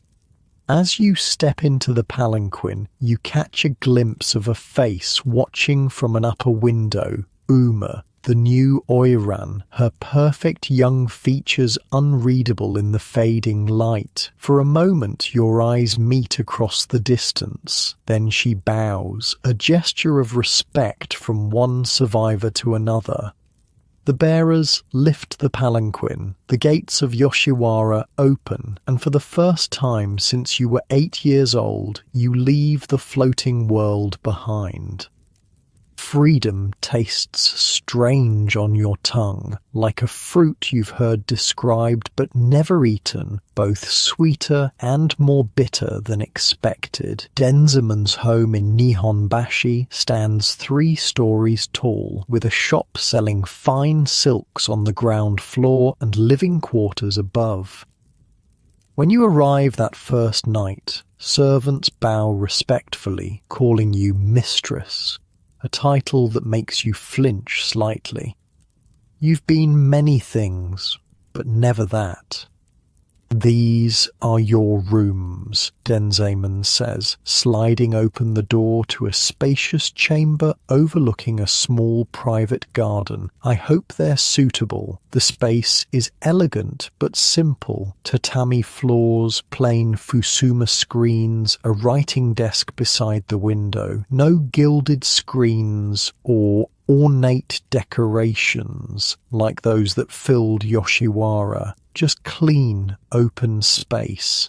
It's perfect," you say, meaning it. After 16 years of artifice, simplicity feels like luxury.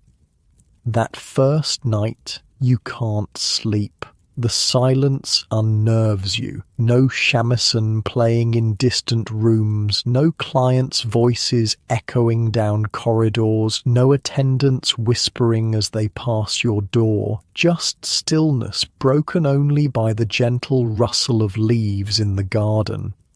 You rise before dawn, habit pulling you from the futon. For a disorienting moment, you wait for Yuki to arrive with your morning tea, for the elaborate dressing ritual to begin. Then reality settles around you like a new kimono, still unfamiliar, but yours. No white makeup today, no towering hairstyle, no heavy kimono layers.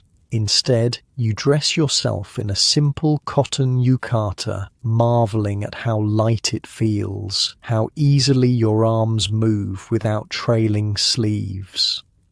In a small mirror, you study your naked face, perhaps the first time you've truly seen it since childhood. The fine lines around your eyes, the slight asymmetry of your features, the small scar beside your ear from a childhood fall you'd almost forgotten. "Who are you?" you whisper to this stranger. "Not Tatsuno the Oiran, not the fish seller's daughter, someone new, unformed." Denzamon finds you in the garden, watching sunrise paint the sky in shades of pink and gold.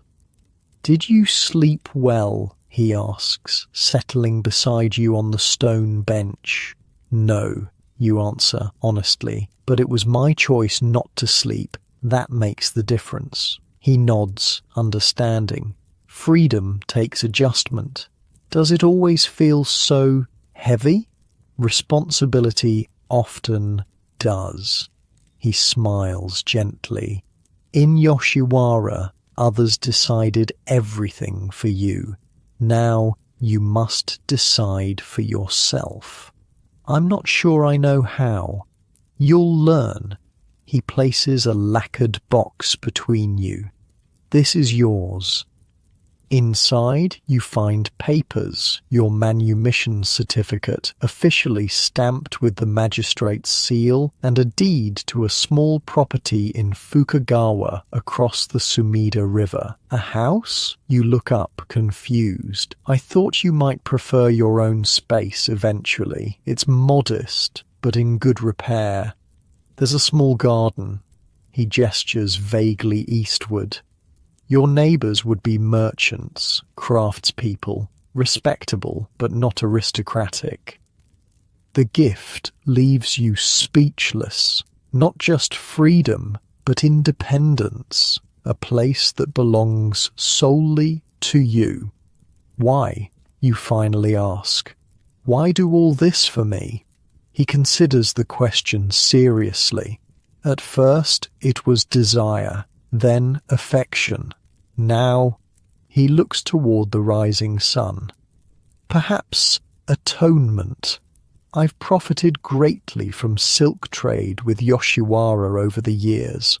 All those beautiful kimonos worn by Oiran, My warehouses supplied much of the raw material. You weren't responsible for the system. No, but I benefited from it. He turns to face you directly. My wife died 20 years ago. My son runs the business now. I have more money than I need and fewer years than I'd like. Helping you seemed right. You bow deeply, genuinely moved. Thank you, Denzimon-sama. Just Denzimon now. We're beyond formalities, I think. The following days bring a cascade of adjustments, learning to move through the world without constant observation, speaking normally, not in the affected high-pitched tones of Yoshiwara, making simple decisions, what to eat, what to wear, that were always made for you before. You visit your new property, a modest house near the river. 2 rooms, a small kitchen and a garden just big enough for a plum tree and perhaps some morning glories. The neighbours, a carpenter and his wife on one side, a retired fishmonger on the other, bow politely, but eye you with curiosity. Your mannerisms, your speech, your poise, all mark you as different, though they can't quite place how. Were you a lady's maid in a samurai household? The carpenter's wife asks one morning as you both draw water from the neighbourhood well. You hesitate, then nod. Something like that. A small lie, but necessary. Former Oiran occupy an uncertain place in society, neither respectable nor entirely disgraced. Better to build a new identity than explain the old. 2 weeks into your new life, Denzamon visits your house, bringing gifts, tea, rice, dried persimmons. How are you settling in? He asks, accepting the cup of tea you pour with hands that still move with Oiran precision. Each day feels less strange than the one before, you say, though I still wake before dawn, waiting for attendants who never come. And your neighbours? Kind enough. Curious, but not intrusive. He nods, seeming pleased. I've come with a proposition. Your heart sinks slightly. Here it is, the expectation you've been waiting for. Freedom rarely comes without strings. I'm opening a new silk shop in Nihonbashi, he continues, catering to wealthy merchants' wives, women with money but without the refined taste of aristocracy. And, you prompt when he pauses, I need someone to advise them, someone who understands quality, beauty, and the subtle signals that clothing sends. He looks at you directly. Someone like you, not what you expected. You want me to work for you? With me, he corrects, as a partner in the business. Your knowledge of silk, of fashion, of what flatters different women, it's valuable. Why let it go to waste? You consider the offer, turning it over in your mind like a strange new object. Work, partnership, using your knowledge not for survival but for prosperity. The neighbours would talk, you say finally. A single woman in business with a wealthy merchant. They'll talk regardless, he says practically. People always do. Better to give them something worth talking about. He's right, of course. You've never lived a conventional life. Why start now? I accept, you say, though I know little about legitimate business. You managed to navigate Yoshiwara politics for 16 years. Ordinary commerce will seem simple by comparison. And so begins your third life, not the fish seller's daughter, not the celebrated Oiran, but something new, a businesswoman, a silk expert, a free person making her own way. The shop opens a month later, an elegant establishment with private viewing rooms where wealthy merchants' wives can be pampered and flattered. You teach the young attendants how to read customers, how to suggest without without imposing, how to make each woman feel beautiful and special.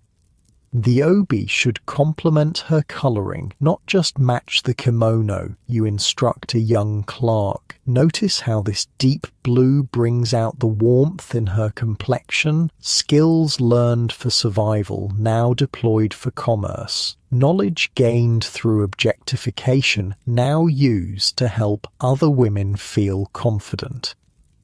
The shop prospers. Women who would never admit to visiting Yoshiwara whisper about the mysterious consultant at Denzaemon's shop who has an eye like no other. Wives of government officials begin to request private appointments. Even a few ladies from samurai households discreetly seek your advice.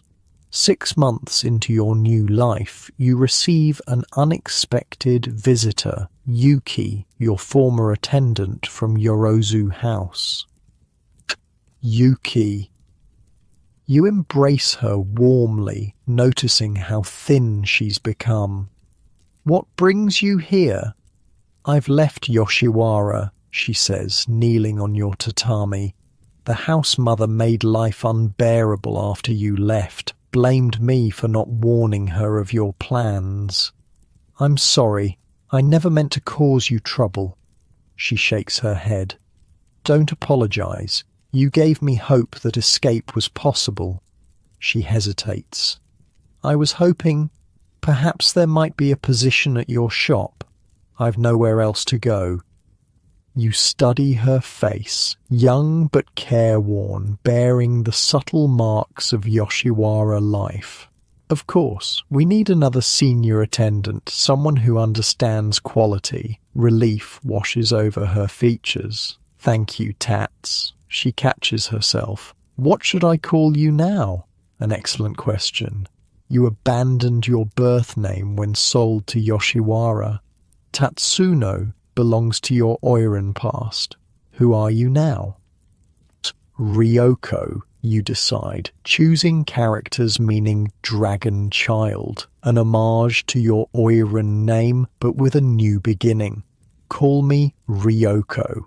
As autumn turns to winter, your new identity settles around you like a comfortable robe. Ryoko the businesswoman, Ryoko the silk expert, Ryoko the free woman of Edo. You've adapted your Yoshiwara knowledge to legitimate commerce, translated the psychology of men's desires to women's aspirations, repurposed your understanding of status and symbols for honest trade. The very skills that once trapped you now sustain your freedom. One snowy evening, as you close the shop, Denzaemon appears with a wrapped package. A gift, he says, to celebrate our successful first year.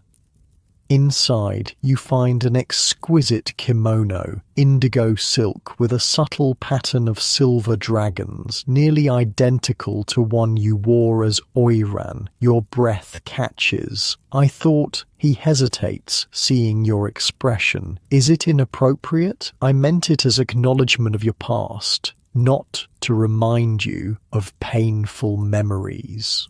You touch the silk, feeling its familiar weight. It's beautiful, but I don't wear such things anymore. Of course, he looks embarrassed. Forgive my thoughtlessness.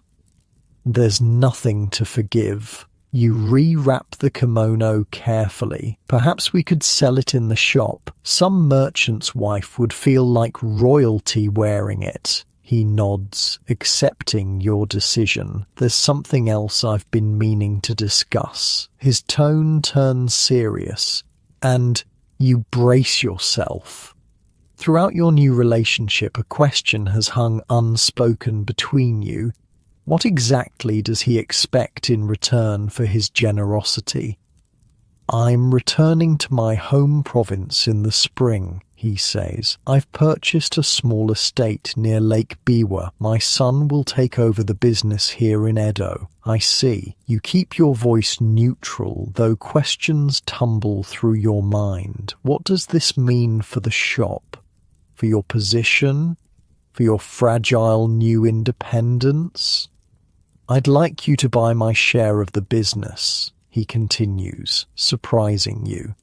You've more than proven your capabilities. It should be yours entirely. I could never afford. We'll arrange fair terms, he interrupts gently. Monthly payments over years, no different than any other business arrangement. You study his face, searching for hidden meanings. And us? What arrangement do you envision there? The question is direct, perhaps even rude, but you're no longer bound by Oiran etiquette. Freedom means asking uncomfortable questions. He smiles slightly. I'm an old man, Ryoko. I've enjoyed your company these past months, your conversation, your insight, your presence, but I harbour no illusions. You never pressed for more, you observe. I purchased your freedom, not your affection. He looks toward the snow falling outside. Perhaps in another life things might have been different, but we both carry our histories with us. The honesty between you feels like its own kind of intimacy, deeper than physical connection, more genuine than the practiced seductions of Yoshiwara. I'd be honored to buy the business, you say finally, though I'll miss your counsel. You've outgrown the need for it. He rises, preparing to leave. I'll have the papers drawn up. At the door, he pauses. There's a rumor that the magistrate is considering new regulations for Yoshiwara, stricter accounting practices, limits on debt accumulation. He gives you a meaningful look. Some say our case created useful precedent. You absorb this information, thinking of the women still trapped behind Yoshiwara's gates. One small change in a very old system. Change begins somewhere. He bows. Good night, Ryoko. After he leaves, you sit by the window, watching snow blanket the street. Somewhere across the city, lanterns glow in Yoshiwara. Oiran entertain clients. Attendants prepare elaborate hairstyles. The cycle continues, but something has shifted. A precedent set, a small crack in an ancient system. You think of Uma, the young Oiran who bowed to you as you left. Of Yuki, now sleeping safely in her own room in your house. Of the jade dragon that still sits on your small altar, a reminder of your journey. Spring arrives with cherry blossoms scattering like snow across Edo. Your business officially becomes yours alone. Ryoko's Fine Silks, catering to discerning women of means. You hire another former Yoshiwara attendant, then another, creating a small network of women helping women. Your reputation grows, not as an object of desire, but as a woman of taste and business acumen. You hear whispers when you visit the theatre or stroll along the Sumida River. That's Ryoko-san, the silk merchant. They say she once... The rumours vary. Some say you were a lady-in-waiting to a daimyo's wife. Others claim you studied in Kyoto with master weavers. A few come closer to the truth that you were once associated with Yoshiwara, though in what capacity remains deliciously vague. Let them wonder. Your past belongs to you now, to reveal or conceal as you choose. One warm afternoon, as you arrange a new display of summer kimono, a familiar face appears at your shop. Mizuki, once your rival at Yorozu House. Tatsuno, she says, then corrects herself. Ryoko-san, now, I hear. Mizuki, you bow slightly. What brings you to Nihonbashi? She looks older than her 25 years, the subtle tremor in her hands revealing the early stages of lead poisoning from years of white makeup. "I've left Yoshiwara," she says simply. "My patron finally purchased my contract. Congratulations." "You mean it sincerely?" "He's married, of course," she shrugs. "I'm to be his second wife. A polite fiction, but the house is pleasant, and he's not unkind. Will you stay in Edo?" "For now." She studies your shop with undisguised curiosity. "You've done well for yourself, better than most who leave the floating world." "I was fortunate." "You were clever," she corrects, "and determined." A hint of their old rivalry flashes in her eyes, but it's softened now by shared experience. The house mother still curses your name. This makes you smile. "I consider that a compliment." "It was meant as one." She hesitates. "There's talk of other Oiran following your example, questioning their debts, seeking legal review." "Good." The single word contains years of vindication. Mizuki nods, then turns to go. At the door, she pauses. "I never hated you, you know. I envied you." "There's a difference." "I know," you reply. "I never hated you either." After she leaves, you find yourself thinking of all the women still in Yoshiwara, the Oiran in their gilded cages, the attendants scrubbing floors, the little girls newly sold who don't yet understand their fate. One woman's escape doesn't change the system, but perhaps it offers something just as vital: hope. That night, in your small house by the river, you sit on the Ngawa porch, watching fireflies dance above your garden. The plum tree you planted has begun to blossom, its sweet scent filling the evening air. Tomorrow, you'll review the shop's accounts, meet with a silk merchant from Kyoto, perhaps visit the public bath. Ordinary tasks of an ordinary life, precious in their simplicity. From across the river comes the distant sound of shamisen music, someone practicing the same songs you once played. The notes float through the darkness, connecting past and present, the woman you were and the woman you've become. You close your eyes, breathing deeply, not in the controlled pattern of an Oiran maintaining composure, but in the natural rhythm of a free woman at peace. The jade dragon sits on a small shelf beside you, no longer hidden but displayed as a reminder of survival, of transformation, of the long journey from a fish seller's daughter to Yoshiwara Oiran to independent merchant. Some nights you still dream of the floating world Ski, Mained Soul, Yov White, Mained Soul Makeup,